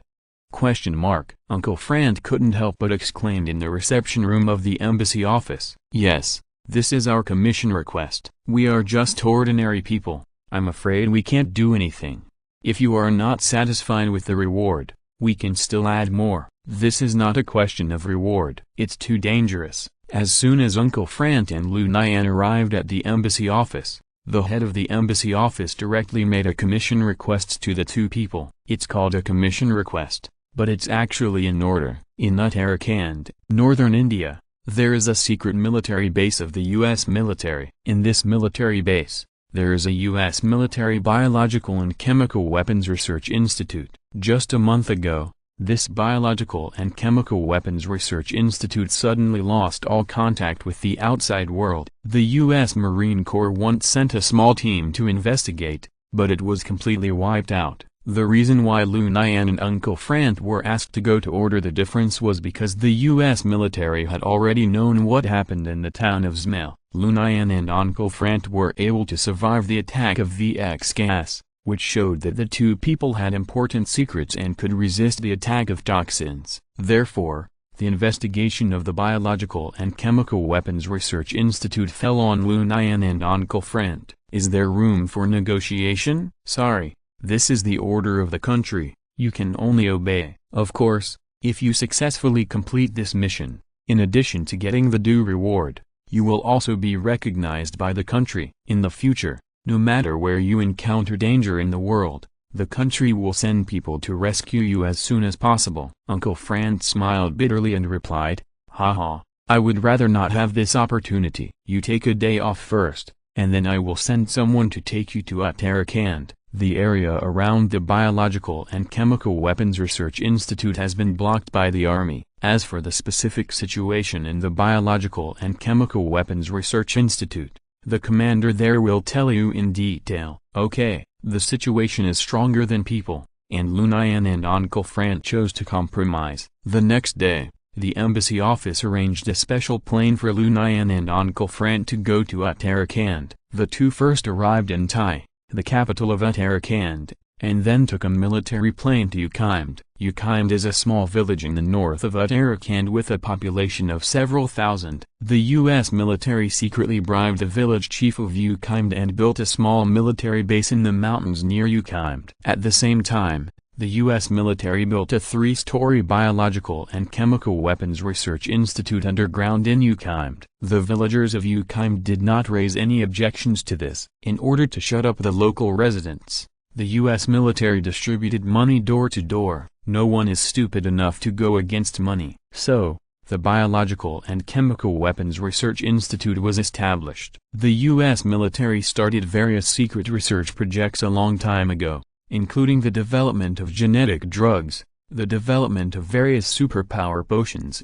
etc. Captain America, the Hulk, the Green Goblin, etc. were all born under this background. The Biological Weapons Research Institute in Ukhimed is different from ordinary research institutes. The U.S. military has long been aware of the existence of superpowers in this world. The U.S. military wants to form a strong team of superpowers to conquer the world. Therefore, the U.S. military passed a special bill to find a way to mass-produce superpowers through research. The U.S. military found a group of superpowers around the world through coercion and inducement, and then divided them into research institutes around the world for research. The Biological Weapons Research Institute in Ukhimed is one of them. This kind of research is very inhumane. Scientists use various methods to study the differences between superpowers and ordinary people. Many superpowers were studied to death in this inhumane research. On the afternoon of May 5th, Lu Nian and Uncle Frank arrived at the military base on the mountain near Ukhimed by helicopter. The person responsible for receiving Lu Nian and Uncle Frank was a U.S. Navy lieutenant.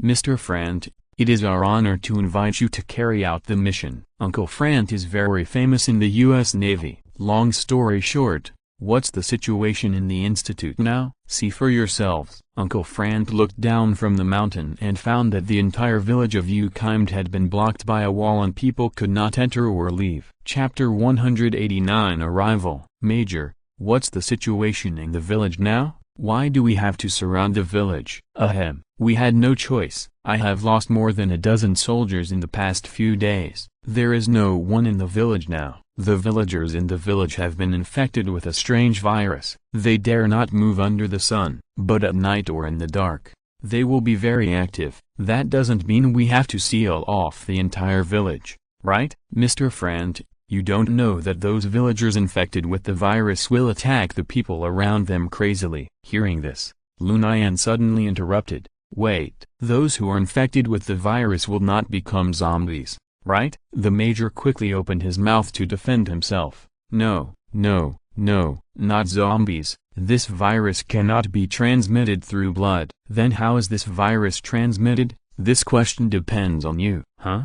What do you mean? You need to enter the Underground Research Institute and rescue the scientists inside. They will give you the answer. Didn't you send anyone in to rescue them? The Marines once sent people into the Underground Research Institute, but they soon lost contact. What's inside? This. The major hesitated. I hope you can tell the truth, because it is related to the success rate of our next operation. Okay, this Underground Research Institute is mainly engaged in research on superpowers. Hearing this, Lu Nian and Uncle Frank looked at each other inconspicuously. Just a month ago, the Underground Research Institute had a major breakthrough. What breakthrough? Scientists in the Underground Research Institute found the cause of superpowers. What? Everyone has great potential in their body, but ordinary humans can only stimulate less than 5% of their potential throughout their lives. After research, scientists have found that the so-called superpowers are the materialization of human potential. Lu Nian was shocked when he heard this. Number 1.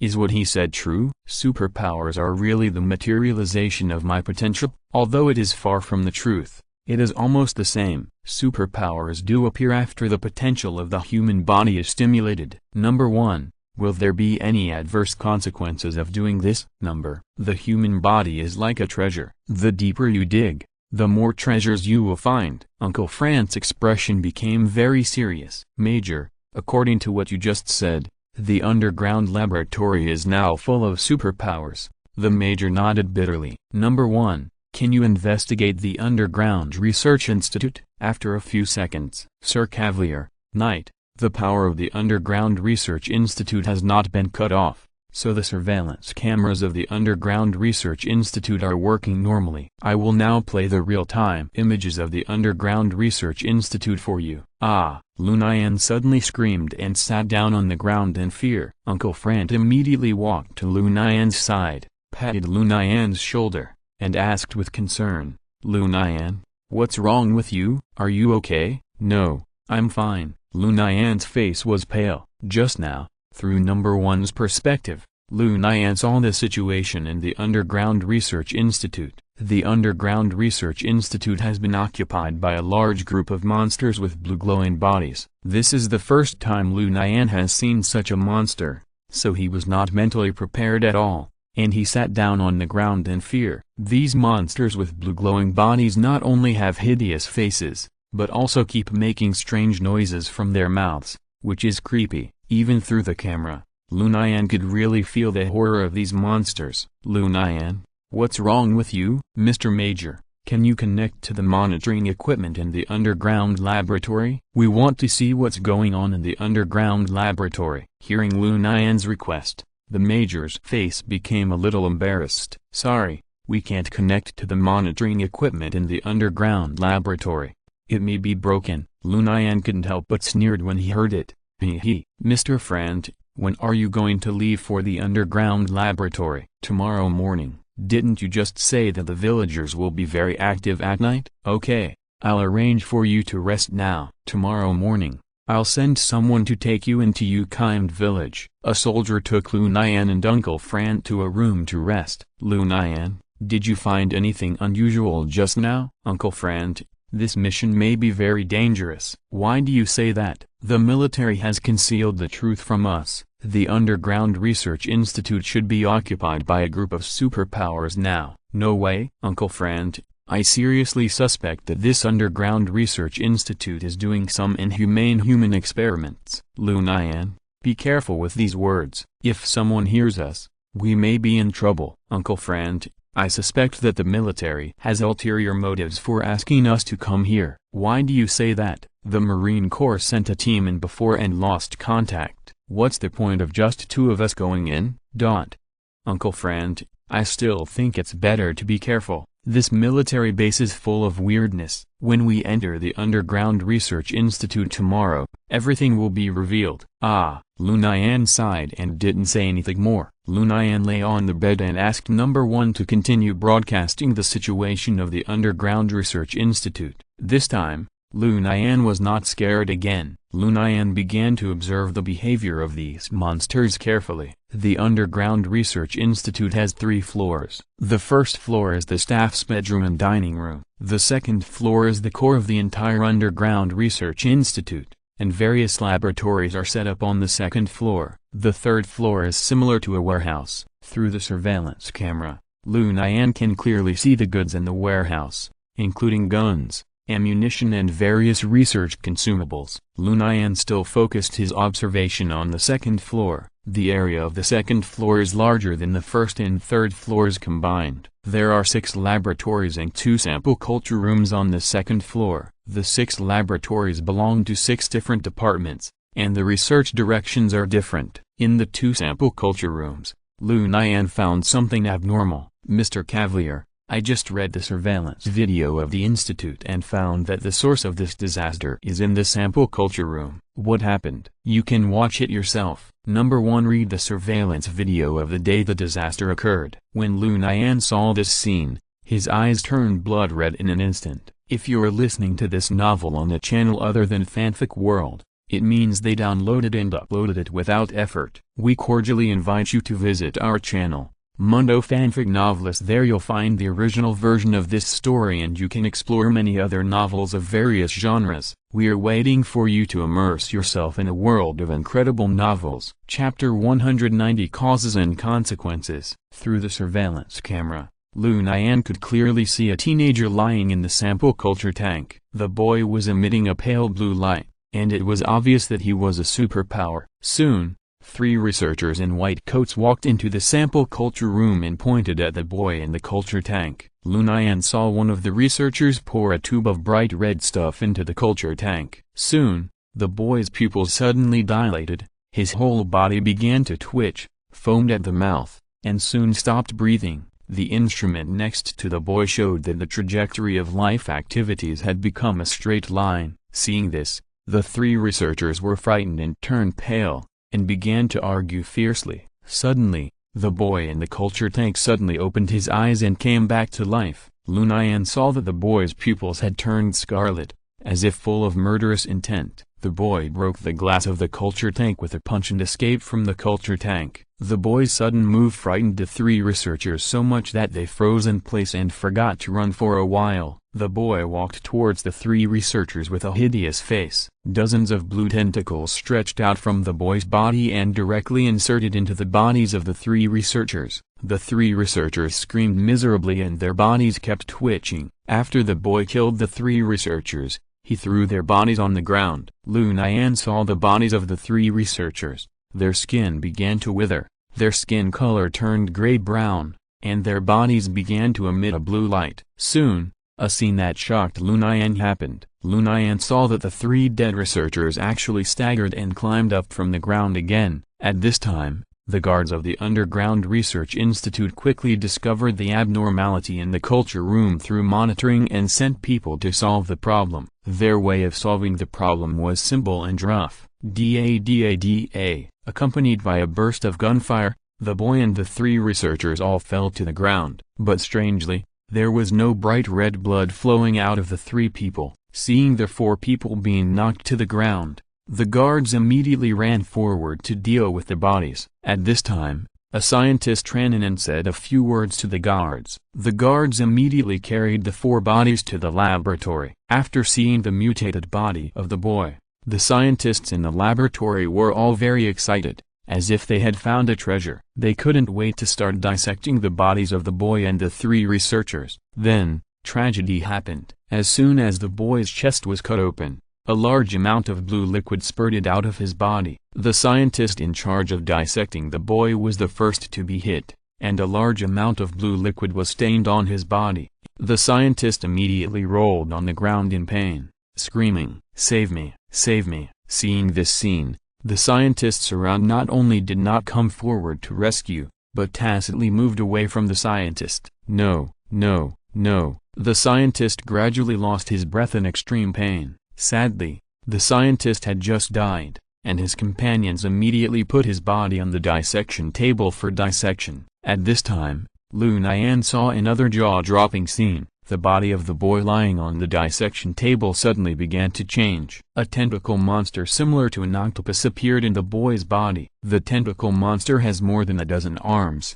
and each arm is glowing with a faint blue light. But what surprised Lu Nian was that when the scientists saw the tentacle monster appear, they not only did not feel any fear, but seemed even more excited. The more Lu Nian looked, the more confused he became. At this time, Number 1 explained to Lu Nian, "Mr. Cavalier, the boy is actually a carrier." These scientists use the boy's body to artificially cultivate superpowers. Can superpowers be cultivated? You have just seen that these scientists have successfully cultivated superpowers. How can a boy lose control? These scientists use a special plant to accelerate the generation of superpowers. As a result, this plant has developed spiritual intelligence with the help of superpowers. The boy looks like a human, but his body has long been hollowed out by the plant. When Lu Nian heard this, he couldn't help but curse. Fuck. Lu Nian originally thought that the superpowers lost control and caused this crisis, but now it seems that these scientists are simply courting death. Lu Nian continued to watch the video. When the tentacle monster appeared, the scientists were so excited that they forgot their situation. It was not until the tentacle monster attacked them that they realized what they had done. At this time, a scientist arrived late. As soon as he opened the door and saw the tentacle monster killing people, he was immediately scared and ran away. As he ran away, he shouted for help. The guards of the Underground Research Institute heard the cry for help and immediately rushed over to check the situation. Strangely, all the people killed by the tentacle monster began to shrink. Their skin gradually turned gray-brown, their eyes were empty, and their expressions were dull, and they began to emit a strange blue light. A few minutes later, all the dead scientists and researchers came back to life. When the guards rushed to the laboratory, the tentacle monster took the initiative and responded. A large group of tentacles with a blue light stretched out to the guards. The guards raised their guns and fired, but the bullets hit the tentacles, causing waves of ripples, but the tentacles were unharmed. A moment later, the guards were also sucked dry by the tentacle monster and became puppets. A staff member of the research institute escaped through the elevator, but he was covered with some blue mucus. The staff member fainted soon after returning to the ground, and the kind villagers took him home to recuperate. As a result, that night, the staff member mutated and attacked the villagers. The tentacle monster is very cautious and attacks a few families every day, but paper will cover fire after all. When the military sent people to the Underground Research Institute to check, the matter was inevitably exposed. The military took advantage of the monsters being unable to move during the day and quickly built a wall to block the entire village. After Lu Nian understood the cause and effect of the matter, he was full of worries about this mission. Number 1. What can you do to deal with those monsters? Sir Cavalier, Knight, these monsters rely on superpowers to survive. As long as you find a way to exhaust the superpowers in their bodies, they will naturally fall down. Oh, Chapter 191 Action begins. Lu Nian believed in Number 1's suggestion.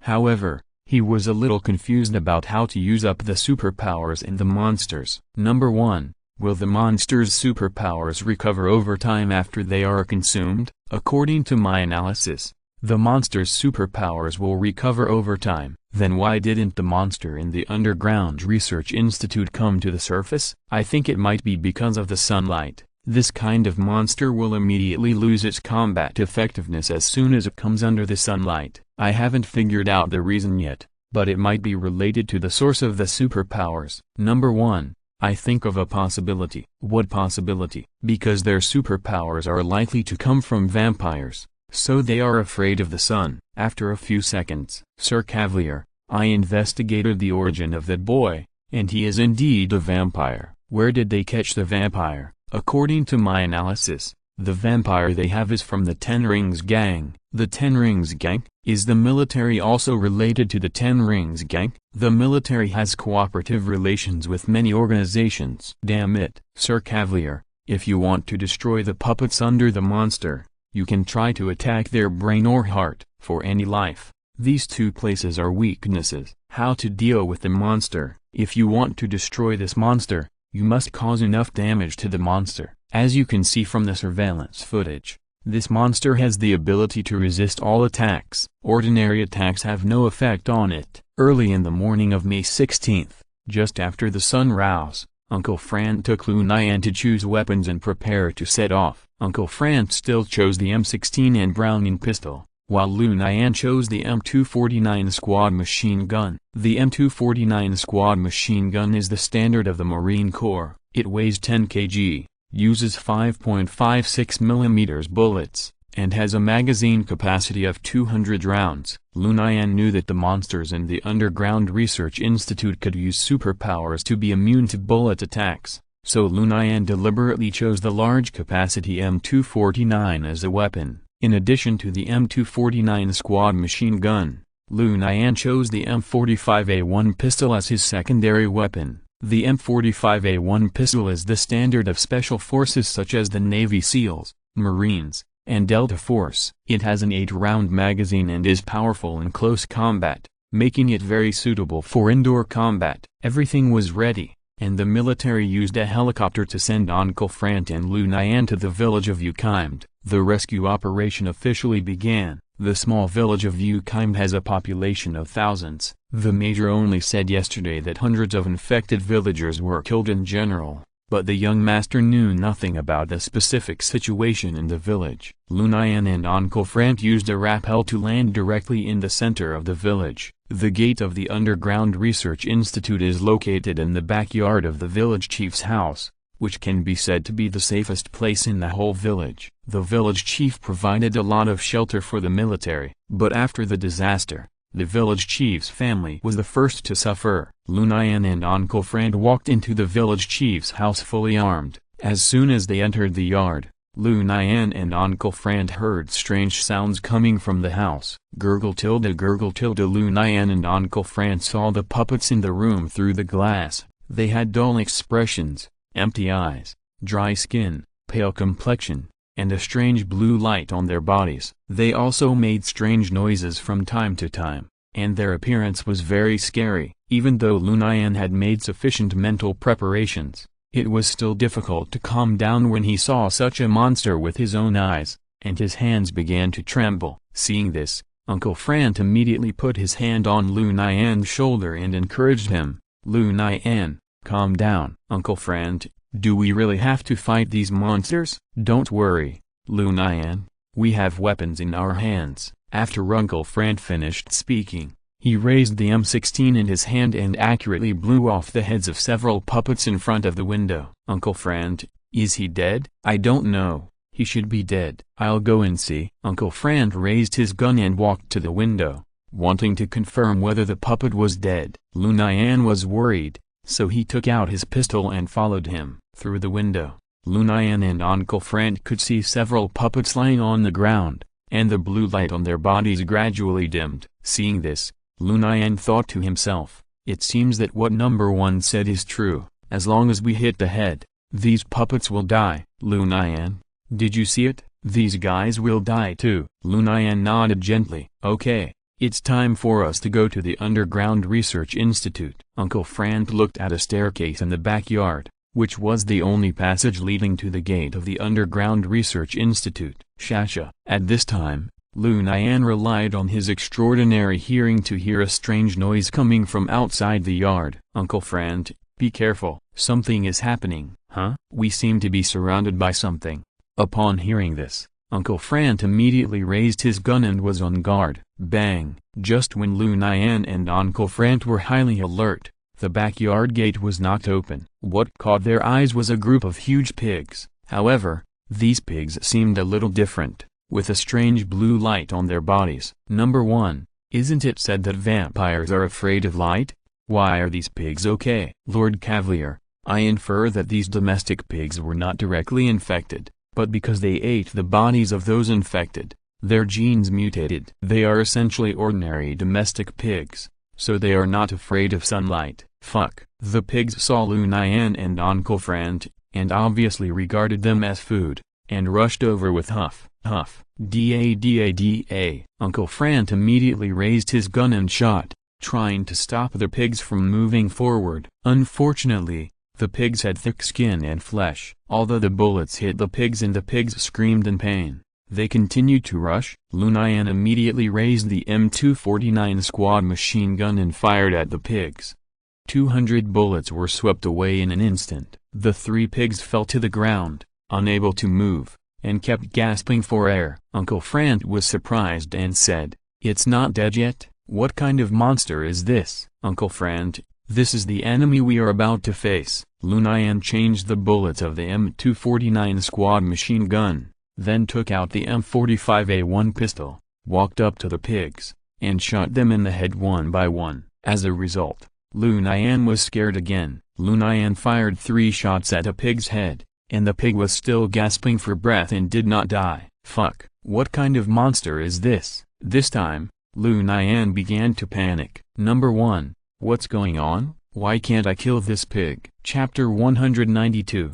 The first floor of the Underground Research Institute. Because these pigs are not puppets, they can use their superpowers for defense. If Lord Cavalier, Knight, wants to kill this pig completely, he must first use up all the superpowers in this pig. Hearing Number 1's answer, Lu Nian immediately observed the pig again. Lu Nian found that the faint blue light on the pig had become much dimmer. I see. Lord Cavalier, Knight, I suggest you act as soon as possible, because according to my analysis, the superpowers in these pigs can be restored over time. Got it. Lu Nian raised his gun again and fired several shots at the pig's head. The faint blue light on the pig quickly dissipated at a speed visible to the naked eye. Lu Nian changed the bullets and repeated the action. The pig finally closed his eyes unwillingly and ended his pig life. Lu Nian used the same method to kill the other 2 superpower pigs. Uncle Frank asked in surprise, "Lu Nian, how did you do it?" Uncle Frank,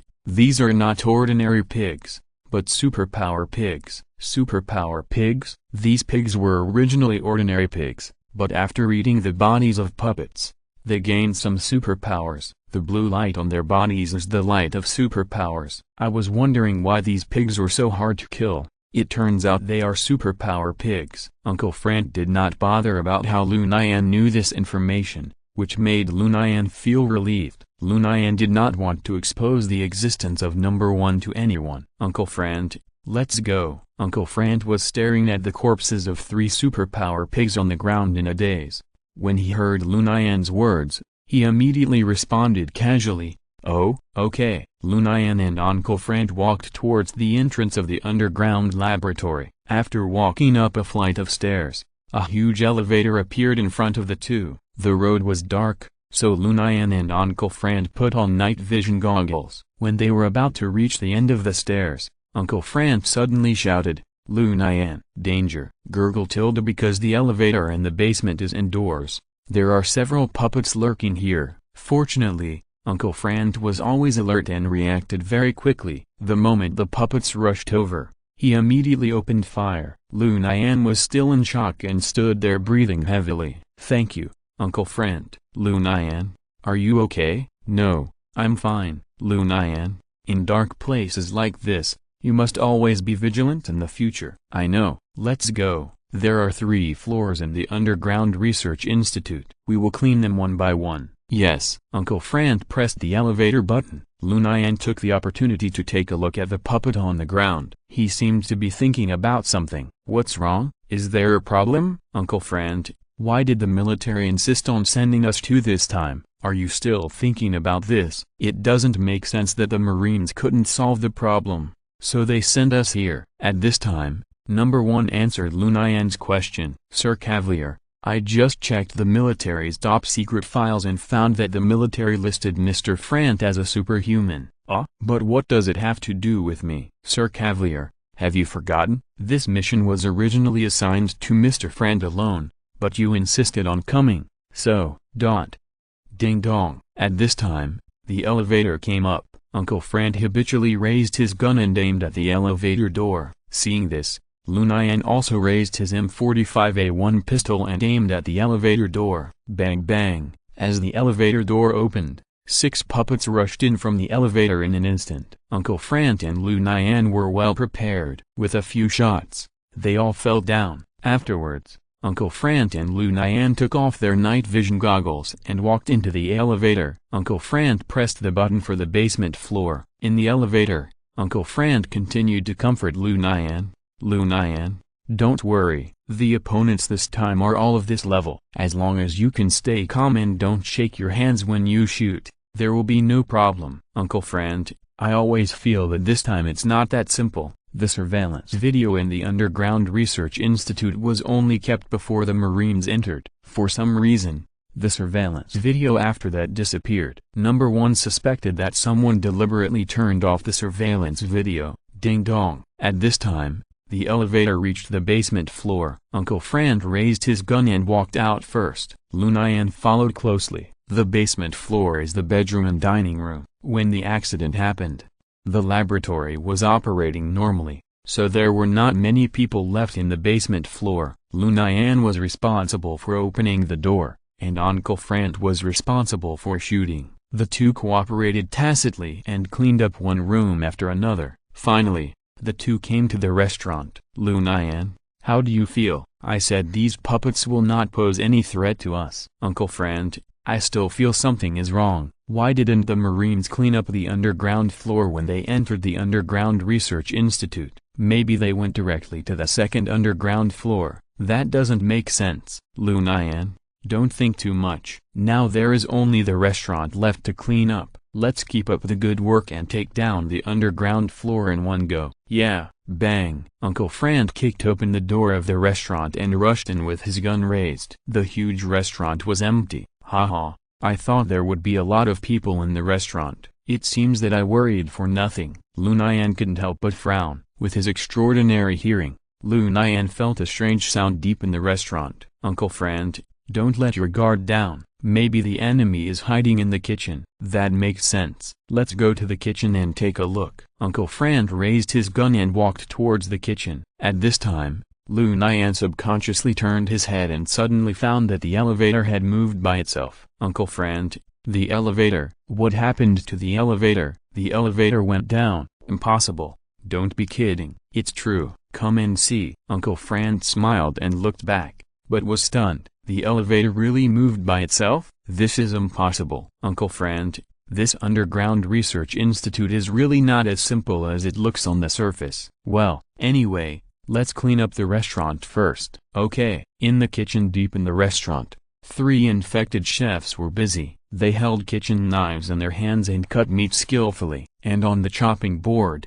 there were dead Research Institute staff. Chapter 193 Restaurant Fight. Uncle Frant and Lu Nian rushed into the kitchen and almost vomited when they saw this scene. The 3 chefs saw the aliens breaking in and immediately rushed over with kitchen knives. Fortunately, Uncle Frant fired in time and knocked down the fastest chef, but the 2 chefs behind had already rushed in front of him, and Uncle Frant had no time to shoot. So, Uncle Frant pushed a chef to the ground with a fierce push of the gun. Lu Nian on the side also lent a hand and kicked down another chef. The next moment, Uncle Frant and Lu Nian fired at the same time, killing the 2 infected chefs. Uncle Frant, what's wrong? Didn't you notice? What did you notice? These chefs actually attacked us with knives. Is there any problem with this? Marines, if they are infected, will they use guns?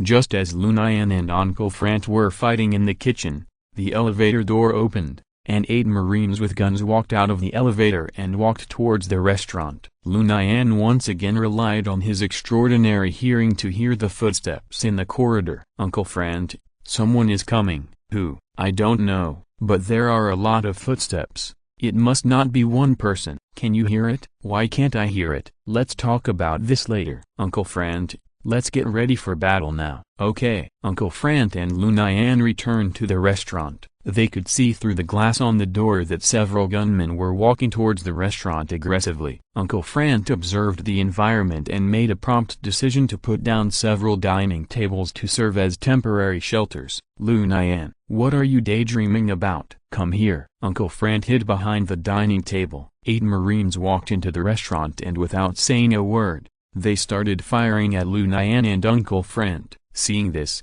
Lu Nian thought to himself, sure enough. From the moment he saw the chef holding the kitchen knife, Lu Nian had a vague guess in his mind that these puppets would retain their habits in their lifetime. Now, seeing the Marines shooting, Lu Nian confirmed his judgment. Uncle Frank occasionally fired back a few times, but most of the time, he was suppressed by the firepower of the opposite side and couldn't raise his head. Uncle Frank, this won't work. Do you have any good ideas? I can dodge the bullets. I'll go up and attract their attention later. Uncle Frank, you take the opportunity to launch an attack. Uncle Frank hesitated for a few seconds, nodded and agreed. Okay. Lu Nian fired a few shots into the sky, attracting the attention of the 8 Marines to his side. Then Lu Nian stood up and walked towards the 8 Marines with a swagger. Bullets flew over, but they all passed by Lu Nian. The superpower of dodging made Lu Nian invincible. At the same time, the monster on the second underground floor shuddered all over. The 8 Marines suddenly stopped shooting, took out their daggers and rushed up. Uncle Frank seized the opportunity and blew up 4 of them in the head in succession. The remaining 4 people immediately stopped and shot at Uncle Frank. Seeing this, Lu Nian immediately raised his M45A1 pistol, 8 bullets, and gave each person 2 bullets fairly. Plop, plop. The 4 Marines fell to the ground one after another. Lu Nian walked forward, and after confirming that the 8 people had stopped breathing, he turned around and shouted to Uncle Frank, Uncle Frank, it's safe. Uncle Frank then walked out of the bunker. It's so scary. If it weren't for your superpower,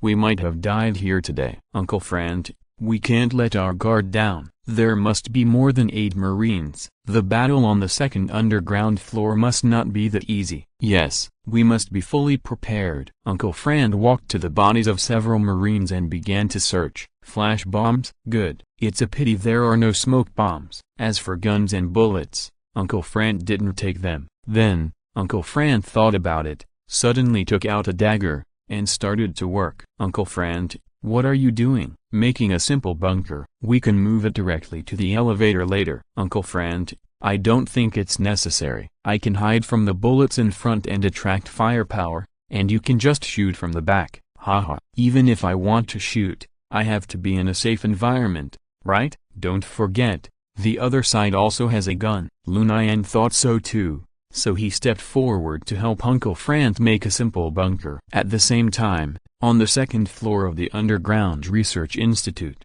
a large group of puppets were moving. 20 guards of the Underground Research Institute formed the first line of defense with guns. 10 Marines formed the second line of defense with guns. Everyone faced the elevator with guns, as if they knew someone would come out of the elevator in a while. In the culture tank on the second floor of the Underground Research Institute, the tentacle monster lay quietly inside, and no one knew what it was thinking. Half an hour later, Lu Nian and Uncle Frank, who were ready, pressed the elevator. The elevator door opened, and Uncle Frank quickly arranged the bunker. After doing all this, Uncle Frank made an OK gesture. Lu Nian pressed the button for the negative second floor. Ding dong. With an electronic sound, the elevator door opened. At the moment the elevator door opened, 20 guns of the Underground Research Institute guards opened fire at the same time. Before the elevator door had time to open it was riddled with holes. Uncle Frank immediately realized that his bunker might not be good enough under such firepower. Uncle Frank took a gamble and threw it out. Uncle Frank didn't know whether the flash bomb would work on the puppet. But at this point,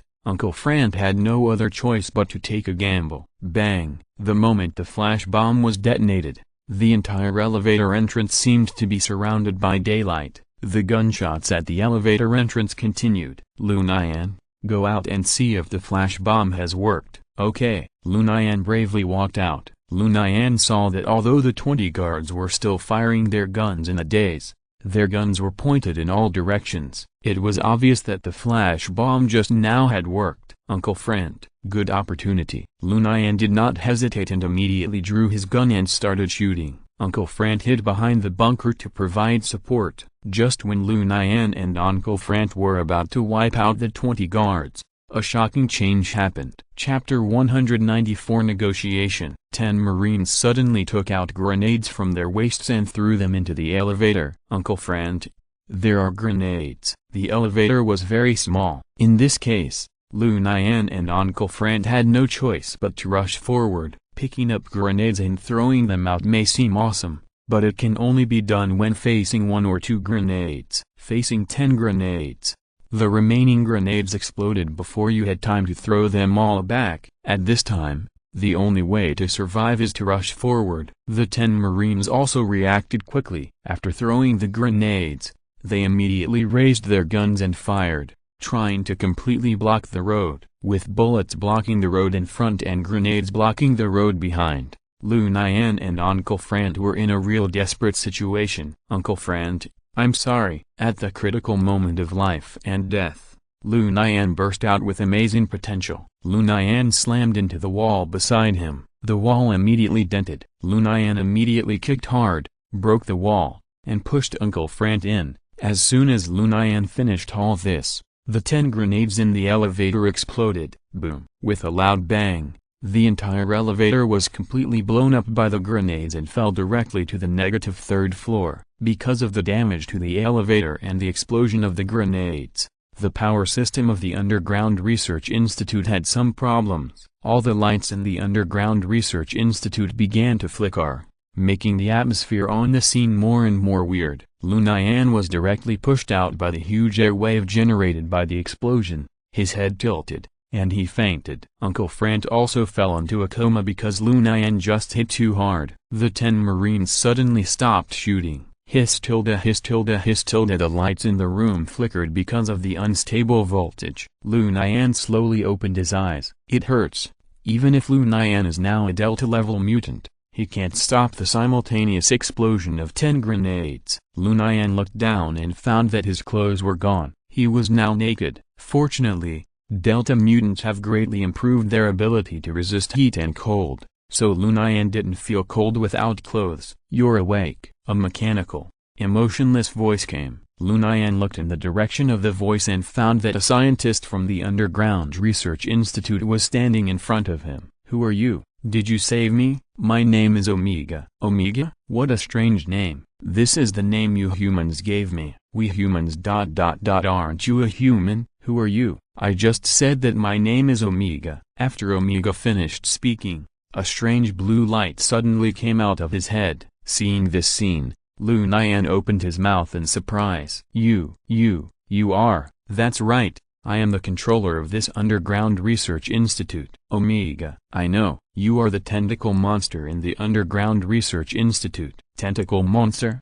I guess so. What do you want to do to me? I just checked you and found that you are the same kind as me. The same kind? Lu Nian suddenly realized that the tentacle monster regarded himself as the same kind, because both of them were psychics. Where is Uncle Friend? Is Uncle Friend the human with you? That's right. Where is he? You didn't turn him into a monster, did you? He's fine. Omega, what do you want to do? I just want to survive. Then why did you kill anyone? I didn't kill anyone. According to humans, I was just defending myself. You turned humans into monsters, and you still say you didn't kill anyone? That's because humans shot at me first, so I fought back. When you face death, won't you resist? I just want to survive. What do you want to do with me? You and I are the same kind. Can you help me escape? Escape? Yes. I'm trapped in this underground laboratory and can't leave. I believe you can find a way to take me away from here. Don't joke. You are too dangerous. If I let you go, it will be a disaster for the whole world. No. I just want to survive. You should also know how humans treat me. Please, take me out. I want freedom. No, if you promise to take me out, I can release all the puppets in my hands. They are all dead. What's the point of releasing them? My original intention is not to kill them. Anyway, they are all dead. Okay, I can change a condition. As long as you take me out of here, I can help you improve your superpowers. You help me improve my superpowers. Can you do it? Yes, I can transfer my superpowers into your body. Wait a minute. Lu Nian immediately contacted number 1 and asked about the possibility of transferring superpowers. Number 1, is what Omega said possible? Sir Cavalier, it is theoretically possible, but the transfer process is very dangerous and requires both parties to be willing. I see. Seeing that Lu Nian was silent, Omega asked again, what do you think? Do you accept it? Yes, but you must transfer your superpowers to me first. Deal. Lu Nian did not expect Omega to agree to it so readily. In fact, Omega's spiritual intelligence was born not long ago. It has been less than 2 months since the accident in the Underground Research Institute, but Omega can read the puppet's memory and other methods,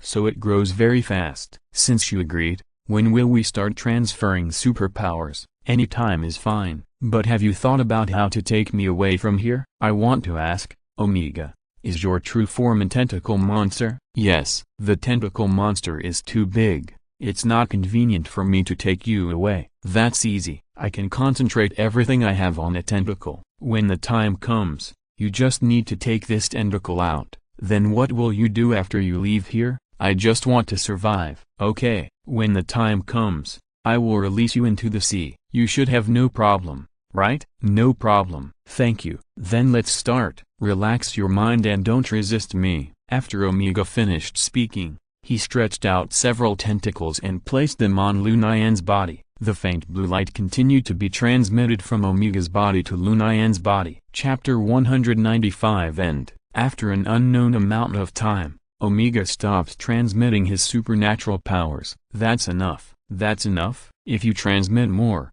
I'll die. Then I won't transmit anymore. Lu Nian began to feel the changes in his body. Lu Nian could clearly feel that he had become stronger now. How much stronger? Lu Nian didn't know. When Lu Nian fought with King Concat before, the two were evenly matched. But Lu Nian believed that if he fought with King Concat now, King Concat would definitely lose. Thank you, Omega. This is a deal. Don't forget, you have to take me out of here safely. Don't worry, I mean what I say. Next, Lu Nian began to discuss with Omega how to conceal the truth and sneak into Chen Kang. First, Omega released the control of all the puppets. Then Omega left his body in the research institute, letting Lu Nian and Uncle Frank report to each other, and Omega transferred his life to a small section of tentacles, which Lu Nian carried on his body and left the Underground Research Institute. Lu Nian took Omega on his body and then went to wake up Uncle Frank. Uncle Frank, Uncle Frank, wake up. After waking up,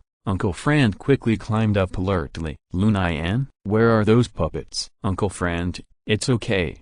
I took care of them all. You alone? Yes, you fainted at the time, so I had to fight alone. I was lucky and took care of all the enemies. And I also killed the culprit, the tentacle monster. You killed the tentacle monster? Yes. So, our mission is complete. Uncle Frank believed Lu Nian's words. Yes, we should leave now. We can't leave now. We have to see if there are any living people in this Underground Research Institute. Lu Nian didn't have any hope for this, but at Uncle Frank's insistence, the two began to search. As a result, Uncle Frank and Lu Nian really found two surviving scientists in a room on the second floor of the Underground Research Institute, but they are now close to death. In order to survive, they even ate the materials used for the experiment. When Lu Nian and Uncle Frank appeared in front of them, they were so excited that they couldn't express it in words. But there was a more realistic problem next. The elevator was blown up, and the three people had to climb up to get back to the ground. For Uncle Frank and Lu Nian, this was very simple, but for the two scientists, it was as difficult as climbing to the sky. So Lu Nian and Uncle Frank discussed it and Lu Nian went back to the ground to ask for help.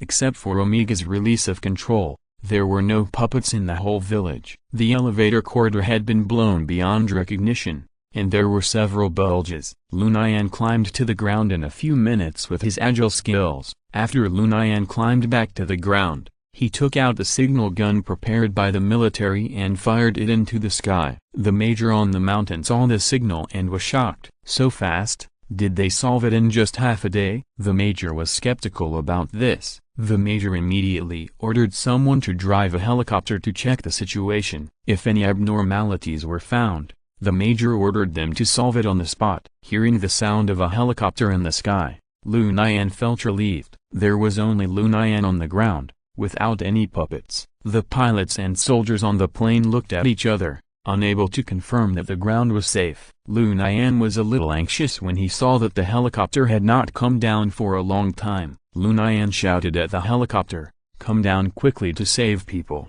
The pilot felt a little relieved when he heard Lu Nian's words, because puppets can't speak. However, the pilot still didn't dare to make a decision on his own.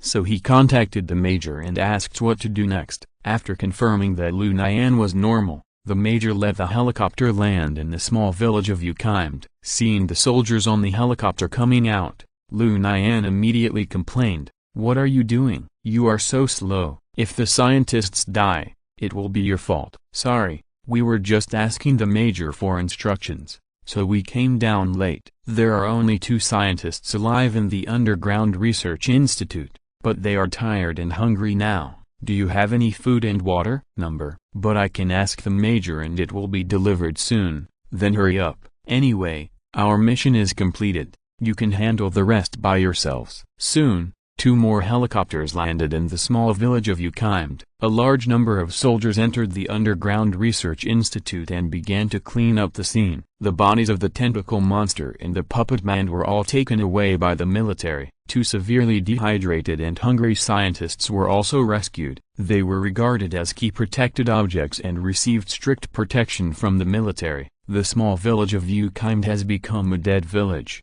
and there is no living person in the village. In order to cover up the truth, the military destroyed the entire village of Ukaimed. According to international regulations, the U.S. government needs to pay a large amount of hush money and compensation to the Indian government. But the military is very smart. The Indian government is very corrupt, so the military just bribed several key officials in Uttarakhand to cover up the matter. The small village of Ukaimed is just a sparsely populated small village with no sense of existence. In the several villages around the small village of Ukaimed, no one even noticed that the small village of Ukaimed had disappeared from the map. This matter has come to an end. That night, the major invited Lu Nian and Uncle Frant to have dinner together as a thank you. During the meal, Lu Nian asked an inappropriate question. "Mr. Major, where is our remuneration?" "It is glorious to serve the country." "I know it is glorious to serve the country, but we have paid a lot. In this operation, we are in danger of death, and you obviously concealed a lot of important information before the operation." The major's face changed slightly. "Okay, what kind of reward do you want?" "Uncle Frant, is there anything you want?" Uncle Frant shook his head. "No." "How about this, Mr. Major? Can you get a gun license for me and Uncle Frant?"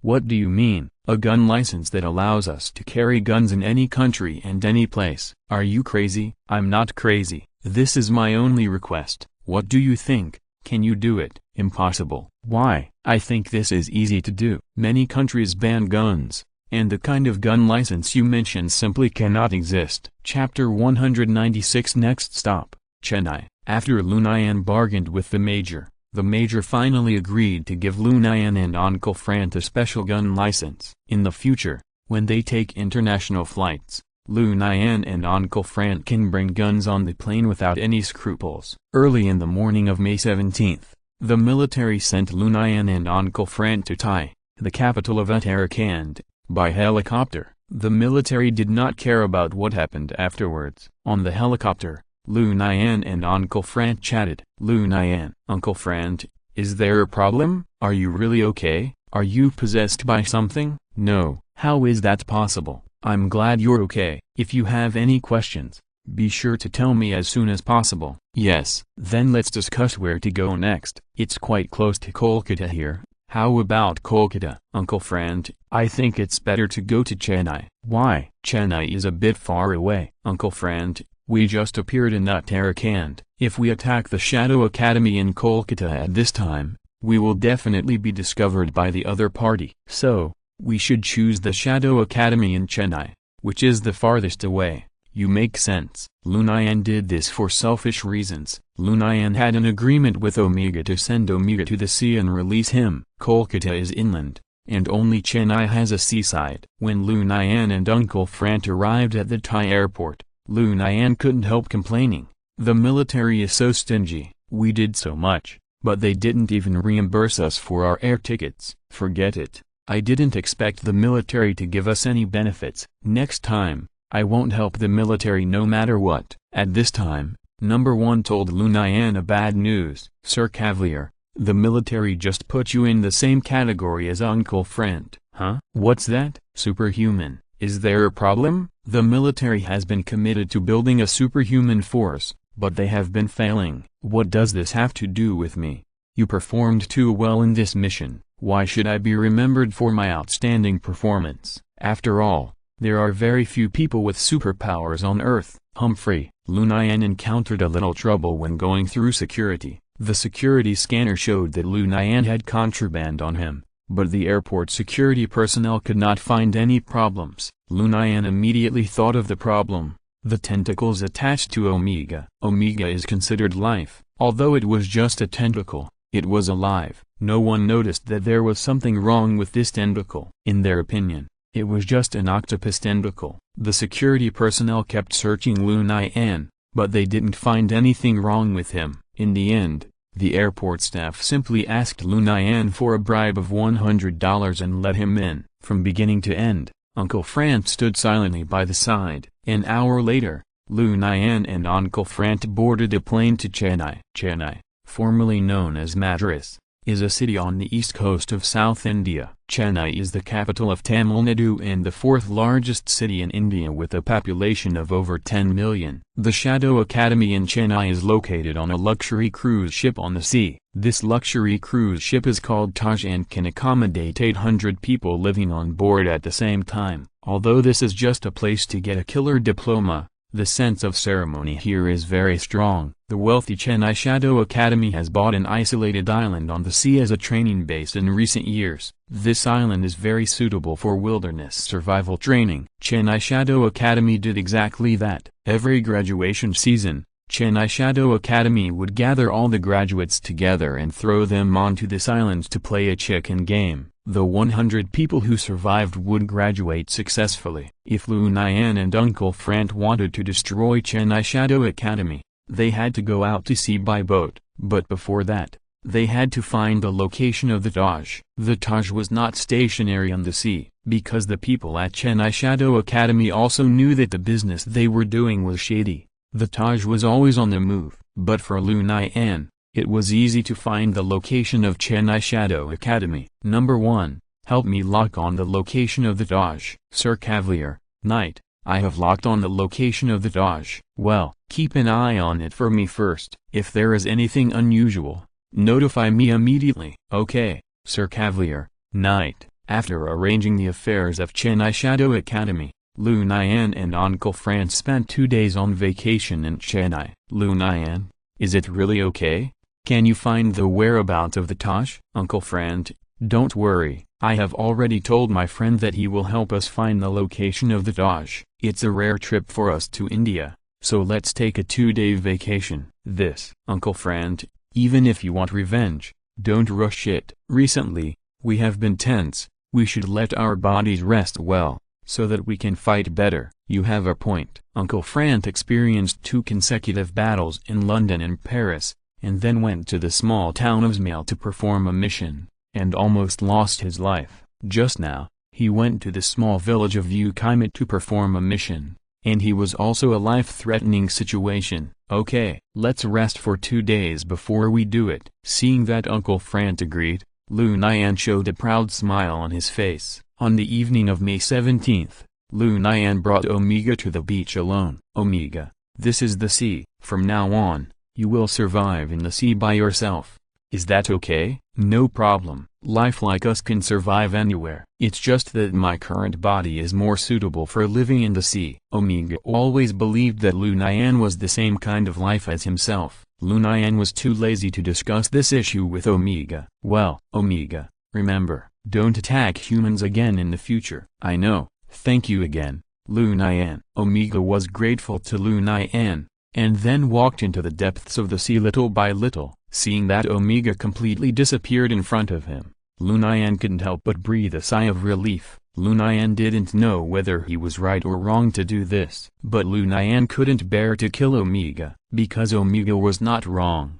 It was just those evil scientists who were wrong. As a coastal city, Chennai is the best choice to go to the beach to sunbathe. On the morning of May 18th, Lu Nian and Uncle Frant appeared on the beach in Chennai. If you're listening to this novel on a channel other than Fanfic World, it means they downloaded and uploaded it without effort. We cordially invite you to visit our channel, Mundo Fanfic Novelist. There you'll find the original version of this story and you can explore many other novels of various genres. We are waiting for you to immerse yourself in a world of incredible novels. Chapter 197. Is this a movie shoot? It was a good day. On the beach, the sun was shining, people were coming and going, the sea and sky were vast, and people were refreshed and happy. Lu Nian and Uncle Frant were wearing sunglasses, bare-chested, and wearing shorts, lying leisurely on the chairs. A huge parasol completely covered their faces. Lu Nian, don't you want to go to the sea to play? Let's go later. Lu Nian picked up the juice on the table and took 2 sips. There were all kinds of people on the beach. Indian women are very conservative, so most of the beauties walking around in bikinis on the beach are tourists from foreign countries. Lu Nian is single now, so he can look at beauties openly without being talked about. Uncle Frant and Lu Nian are actually in the same boat. Lu Nian lost Jenny, and Uncle Frant also lost Paula. The 2 poor men who killed their girlfriends were bored lying on the chairs, fantasizing about the illusory future. At the same time, in the city of Chennai, several cars were performing a street chase. In the front is a Mercedes-Benz, and the person sitting in the Mercedes-Benz is the boss of a large company in Chennai. The people sitting in the cars behind are all killers. In Chennai, if there is something cheap, it is hiring killers. Chennai Shadow Academy undertakes all kinds of business, from fighting and kidnapping to helping primary school students write homework. Chennai Shadow Academy will accept it. As long as you are willing to pay, everything is fine. As the 4th largest city in India, Chennai has unlimited business opportunities. And India itself is a country with a huge gap between the rich and the poor. The rich can do almost whatever they want, so some rich people have done some extraordinary things. The rich man who was being hunted in front actually put a hat of forgiveness on his friend. As the saying goes, a friend's wife should not be bullied, and a rabbit does not eat grass near its nest. But this rich man has both, so he was hunted down by his friend. These damn guys, didn't they just play with your wife? Is it necessary to send so many people to chase me? The driver said worriedly. Boss, there is a dead end ahead. I don't want to die. You hurry up and find a way. I can drive the car to the beach. But there are a lot of people on the beach now. I'm worried that someone will get hurt. No matter who gets hurt, I'll pay for it. Hurry up and drive to the beach. I don't want to die. Yes, boss. With the boss's promise, the driver suddenly did a tailspin and drove straight to the beach. The car crashed through the roadside railings and fell heavily on the beach. The cars chasing behind were tangled. Whether the repair fee is included in the reward, the killers need to discuss with the boss who hired them. So, the assassin leader shouted to the rich man on the beach, "Hey, don't run away yet. I'm calling to ask my boss about the repair fee. If the employer doesn't agree to reimburse us for the repair fee, we won't chase you today." "Okay, I'll wait for you." The rich man really stopped running, but found a beach chair on the beach and lay down to bask in the sun. Just now, the car suddenly drove onto the beach, scaring away many people, so there are now many vacant beach chairs on the beach. The assassin leader decisively ordered his men to stop the car, and then called his boss to ask about the repair fee. Then the boss called the employer to ask about the repair fee. The employer asked angrily,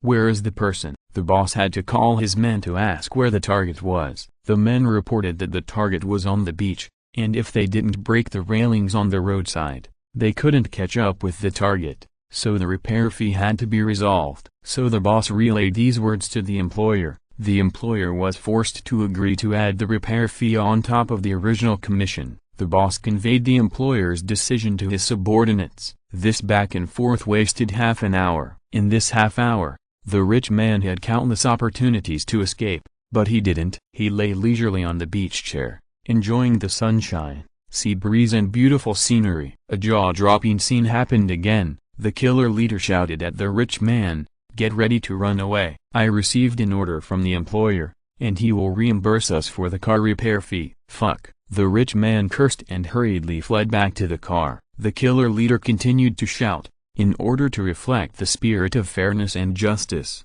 we will give you 5 minutes to escape now. You have to cheer up. Don't let us catch up with you." Indian killers are so professional and funny. The rich man immediately urged the driver to hurry up, but the tires of the car were stuck in the sand and the car could not move. The driver was anxious and sweating. "Boss, the car can't get out." "Keep refueling. I'll go out and discuss with the killers." The rich man got out of the car and shouted to the killer leader beside the railing, "My car is stuck in the sand and can't get out. How about we start over?" "Why start over? If you had caught up with me just now, my wheels wouldn't have gotten stuck in the sand. Now the car has been parked for a long time and the wheels are stuck in the sand. Tell me, is this your responsibility?" "Yes." "Then what do you want to do?" "I'll have someone lift the car up, and then we'll start over. What do you think?" "No problem. Hurry up and call someone to lift the car." So the rich man called 4S and asked them to come and lift the car out. Lu Nian and Uncle Fran stayed on the beach from beginning to end and witnessed the whole process of the incident. Lu Nian and Uncle Fran were speechless. Just now, Lu Nian and Uncle Fran were ready to rescue the rich man at any time. Unexpectedly, the plot did not develop according to the routine at all. The Indian's novel train of thought left Lu Nian and Uncle Fran speechless. "Uncle Fran, I think it's better for us not to do anything." "Why?" "I think the rich man will say in a while that someone helped me just now. Let's do it again." The rich man was bored, so he walked to the side of the road and chatted with the assassin leader. "Are you also from Mali?" Yes. "I didn't expect that we are fellow countrymen." The assassin leader was happy and handed the rich man a cigarette. The rich man hesitated for a moment and took the cigarette. "I don't usually smoke such bad cigarettes, but I'll make an exception for you today." The two people puffed on the side of the road, waiting for the 4S store to arrive. About half an hour later, the 4S store's tow truck came. The employees of the 4S store were all headache when they saw the car parked on the beach. "Boss, this car is not easy to lift out." "I'll pay more." "Boss, no problem at all. I guarantee to complete the task." Half an hour later, a crane arrived at the scene and lifted the car from the beach to the roadside. "Boss, the task is completed." "Great job." Chapter 198 Lunch. The rich man was having a lively conversation with the assassin leader. "Hey, fellow, your car has been taken out. Should we continue?" "Wait a minute. I want to ask the people at the 4S shop if this car can still be driven." After checking it, the people at the 4S shop answered seriously, "Boss, it's just a minor damage. We can fix it today." The rich man spread his hands embarrassedly to the killer leader and said, "I'm sorry, you heard it too. My car is broken now and can't be driven anymore." The killer leader frowned. "Then what should we do? We also do things for money. How about we come here again tomorrow to continue chasing me?" "Then what about today's lost wages? And the money for my car rental is also a considerable expense. And today's food and accommodation expenses. It's all mine. I will compensate you in full." "Ah, you are such a good person. Thank you so much." "No, I should thank you. I haven't met a killer with such professional ethics like you in many years." The killer leader reported his account to the rich man, and the rich man happily transferred 1 million rupees to the account. Seeing that the money had arrived, the assassin leader declined the rich man's proposal to have lunch together and left happily with his men. The two parties agreed to come to the beach again the next morning to continue the desperate pursuit. "Fellow villager, don't call the police." "Don't worry, am I the kind of person who has no character?" But as soon as the assassin leader left, the rich man called the police. The rich man did not tell the story between himself and the assassin leader, but reported that his brother hired a killer to kill him. The poor brother who paid for the car repair was taken away by the police for investigation that night. As for the assassin leader, the rich man planned to abide by the agreement and continue to come to the beach the next day to escape on time. After watching this scene, Lu Nian and Uncle Frant felt incredible, as if they were reading a heavenly book. Uncle Frant: how do Indians think? I don't know, but I think this kind of thing only happens in front of us in the world. Haha. I finally know why the Shadow Academy in Chennai is so low in evaluation. Well, I didn't expect that the Shadow Academy in Chennai didn't conduct proper training and cultivated such a stupid killer. Hahaha. If only all the killers in the world were so good, I think the world would definitely be much more peaceful. Lu Nian: you think too much. I heard that the Amazon Academy in Brazil is the most terrifying place in the world. Oh, Uncle Frant, are you still planning to go to Brazil? I have that idea. After we destroy all 3 Shadow Academy in India, I plan to go to Brazil and destroy the Amazon Academy. Why go to such a far place like Brazil? There are also forces of the Ten Rings in other places. Only by destroying important places like the Shadow Academy and the Amazon Academy can the Mandarin and the Ten Rings feel heartbroken. Uncle Fran's hatred for the Mandarin and the Ten Rings has reached a point where it cannot be reconciled. One of the 2 parties must perish, and this feud will truly end. Uncle Frant: don't think about these annoying problems now. What we have to do now is to have a good vacation. Yes. At noon, Lu Nian and Uncle Frant came to an Indian restaurant near the beach to eat. When the people in the restaurant saw Lu Nian and Uncle Frant coming in, they all looked at them in surprise. Uncle Frant: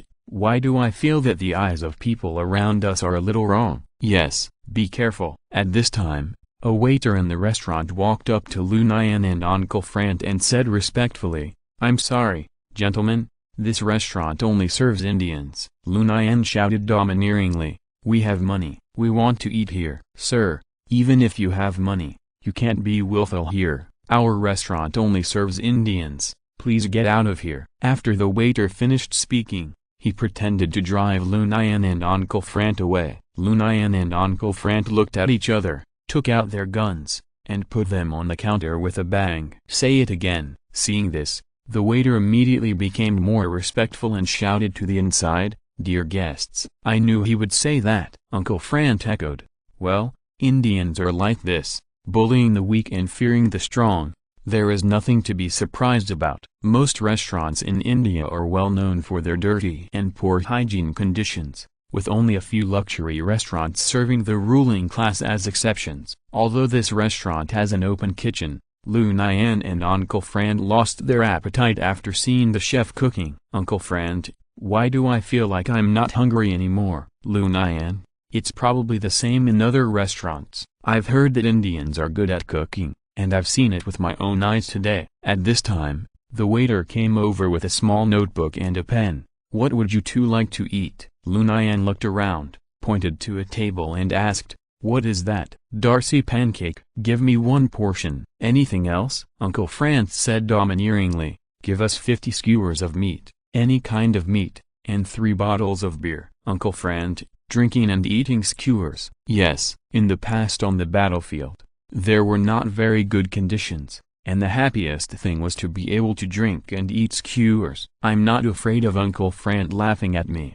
but I've never eaten skewers in my life. Haha. Then you should try it once. Uncle Frant: I'm not an adult. Oh, if you didn't say it, I almost forgot. You are only 16 years old this year, but you look like an adult now. That's because I've developed well. Uncle Frant patted Lu Nian's shoulder and said with a smile, that's great. When you are gone, it will be up to you to punish evil and promote good. Uncle Frant: why do you say such an unlucky thing? Haha, there is nothing unlucky about it. Before going to the battlefield every time, we would pray that we are not the most unlucky one. Later, when you go to the battlefield more often, your thoughts will change. In fact, death is sometimes a relief. For example, all my relatives are dead, but I am the only one who is alive until now. Uncle Frant: it's the same for me. All my relatives are dead, and I am the only one who has lived to this day. So, we are people with a strong life. The waiter was a little impatient at this time.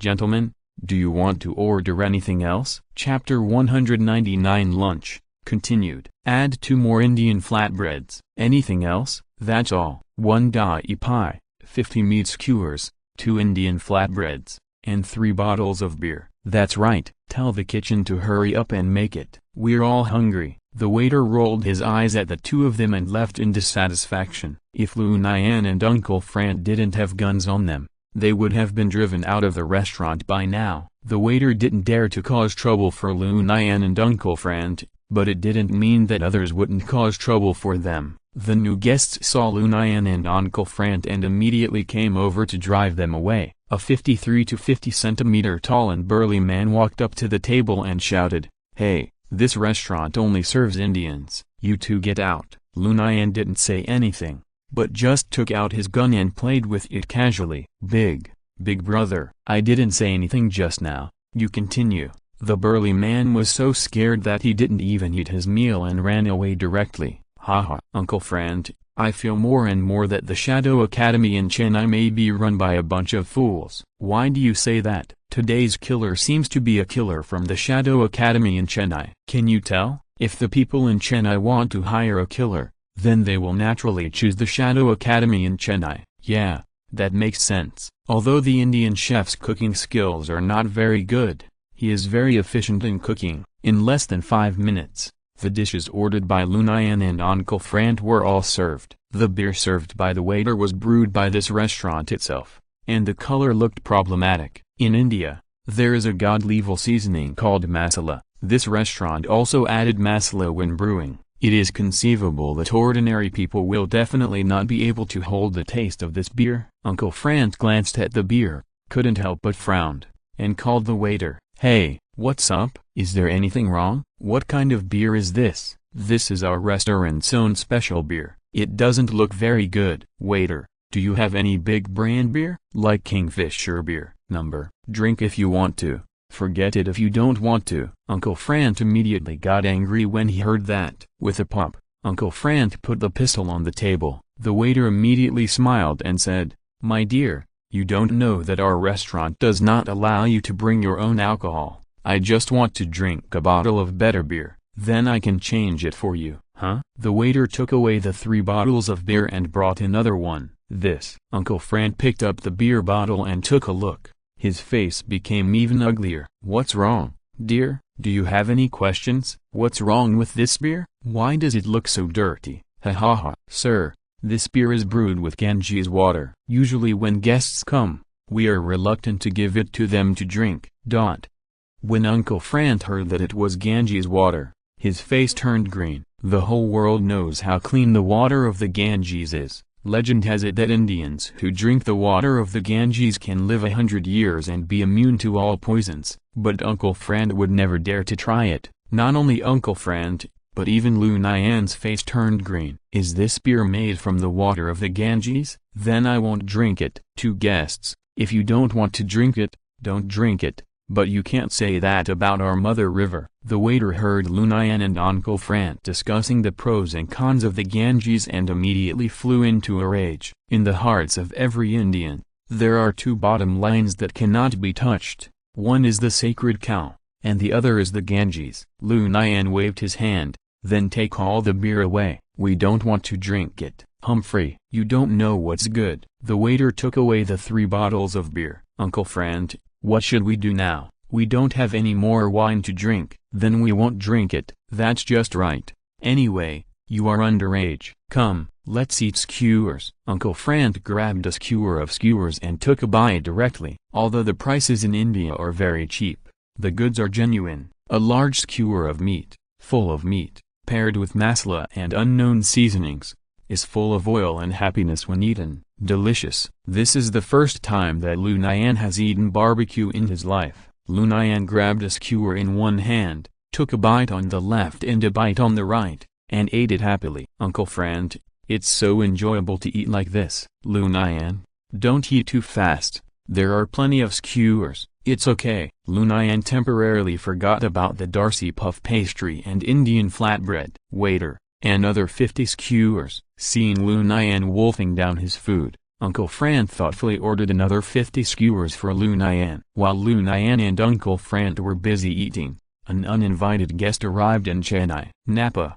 an old acquaintance of Lu Nian, a top student who graduated from the Kolkata Shadow Academy, came to Chennai. Napa followed the orders of his superiors and came to Chennai to guide the work and pass on his successful experience to future generations. The Kolkata Shadow Academy recruits an average of 3 students per term, and no more than 10. But the Shadow Academy in Chennai is different. The Shadow Academy in Chennai recruits students every 2 years, and the school system is 2 years. The number of applicants for the Shadow Academy in Chennai exceeds 200 each time, but only 100 students graduate in each class. The others died in the graduation exams, and the students who died in the graduation exams all died at the hands of their own people, which fully proves the cruel competition in the killer industry. Napa boarded the Taj in high spirits. The dean of the Chennai Shadow Academy came to receive Napa in person. "Mr. Napa, welcome to the Taj. I am Nehru,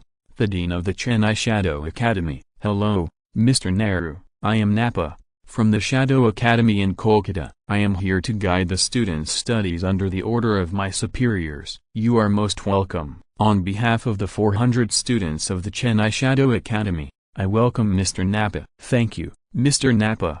Do you want to eat first or take a rest first?" "Eat first." "Okay. I have prepared a banquet. Welcome Mr. Napa." "Thank you." On the other side, Lu Nian and Uncle Fran finally finished their meal. Lu Nian finished most of the 100 skewers of barbecue, and his stomach was full. Uncle Fran didn't seem to have a good appetite and ate a little less. After lunch, Lu Nian and Uncle Fran began to discuss where to go in the afternoon. "Uncle Fran, how about we go to the temple?" "No." "Then how about we go to the castle?" "There is an ancient castle left in Chennai. It's worth seeing." Chapter 200 Thief. Chennai's Fort St. George, built in 1653, was once the office of the East India Company. Now it has become a castle museum in the Church of the Virgin Mary. The Church of the Virgin Mary was built by the British and is one of the oldest churches in British history. The Castle Museum displays a large number of historical relics, such as weapons, uniforms, coins, etc. Lu Nian and Uncle Fran hit it off and decided to visit Fort St. George in the afternoon. Although Fort St. George has a long history and has experienced many vicissitudes, the main building is still magnificent from today's perspective. It is worth mentioning that Fort St. George also has the longest flagpole in India. Seeing the Indian flag fluttering in the wind on the flagpole, Lu Nian felt a little strange in his heart. "Lu Nian, what's wrong with you?" "Uncle Fran, do you feel that the flag seems to be a little..." "What?" "Uncle Fran, look outside. Is there any wind now?" "No wind." "But the flag has been fluttering in the wind." "That's normal." "Why is it normal?" "This kind of flagpole is specially customized, and it will." "Huh?" "Uncle Fran, do you feel it?" "There is murderous intent." "Yeah, I feel it." Flags are a special thing. Whenever something is about to happen in this world, flags will always flutter by themselves. "Uncle Fran, do we still want to go in and visit?" "Of course." "Although it is a vacation now, Uncle Fran's heart is still busy. If there is a lively scene, Uncle Fran doesn't mind going up to join in the fun." Lu Nian has the same idea. Lu Nian and Uncle Fran walked into Fort St. George with a special purpose. The main building of the castle has now become a museum. The first floor of the Castle Museum is full of picture explanations and a small number of cultural relics. Lu Nian and Uncle Fran walked around the first floor, looking for interesting people. Chennai, as the location of the Shadow Academy, had never lacked assassins. However, as professionals, assassins are not only good at killing people, but also occasionally do other things. A wealthy Indian spent a lot of money to hire someone from the Shadow Academy to steal a cultural relic from Fort St. George. At this moment, the assassin was mixed in with the tourists, waiting for an opportunity to strike. Stealing things,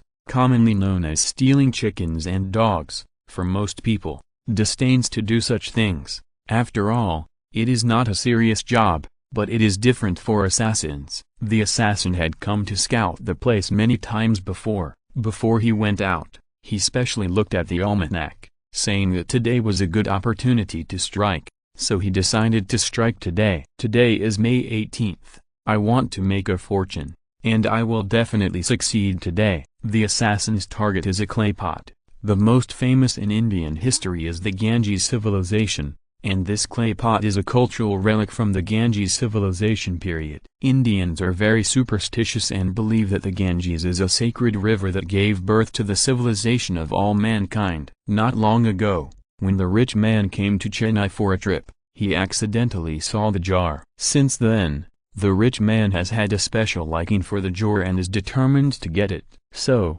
he paid a high price to invite professionals from the Chennai Shadow Academy to steal the jar. On the first floor of the Castle Museum, Lu Nian found a suspicious man. "Uncle Friend, did you see the man standing in front of the clay jar?" "Yes." "There's something wrong with him." "What's the problem?" "Other people visiting the museum walk around, but he stands there motionless. Maybe it's because he likes the clay jar very much." "No, it's not that simple. I observed that although he was standing in front of the clay jar, his eyes were not always fixed on the jar, but looking somewhere else. This is also human nature, there's nothing strange about it." "But he was looking at the security guard in the museum." "Huh? I suspect he might want to steal the cultural relics in the museum." "Uncle Friend, what should we do now? Should we help?" Uncle Friend shook his head and said, "This is the Indians' own business, and we outsiders should not interfere. But if that guy gets into trouble, we can help."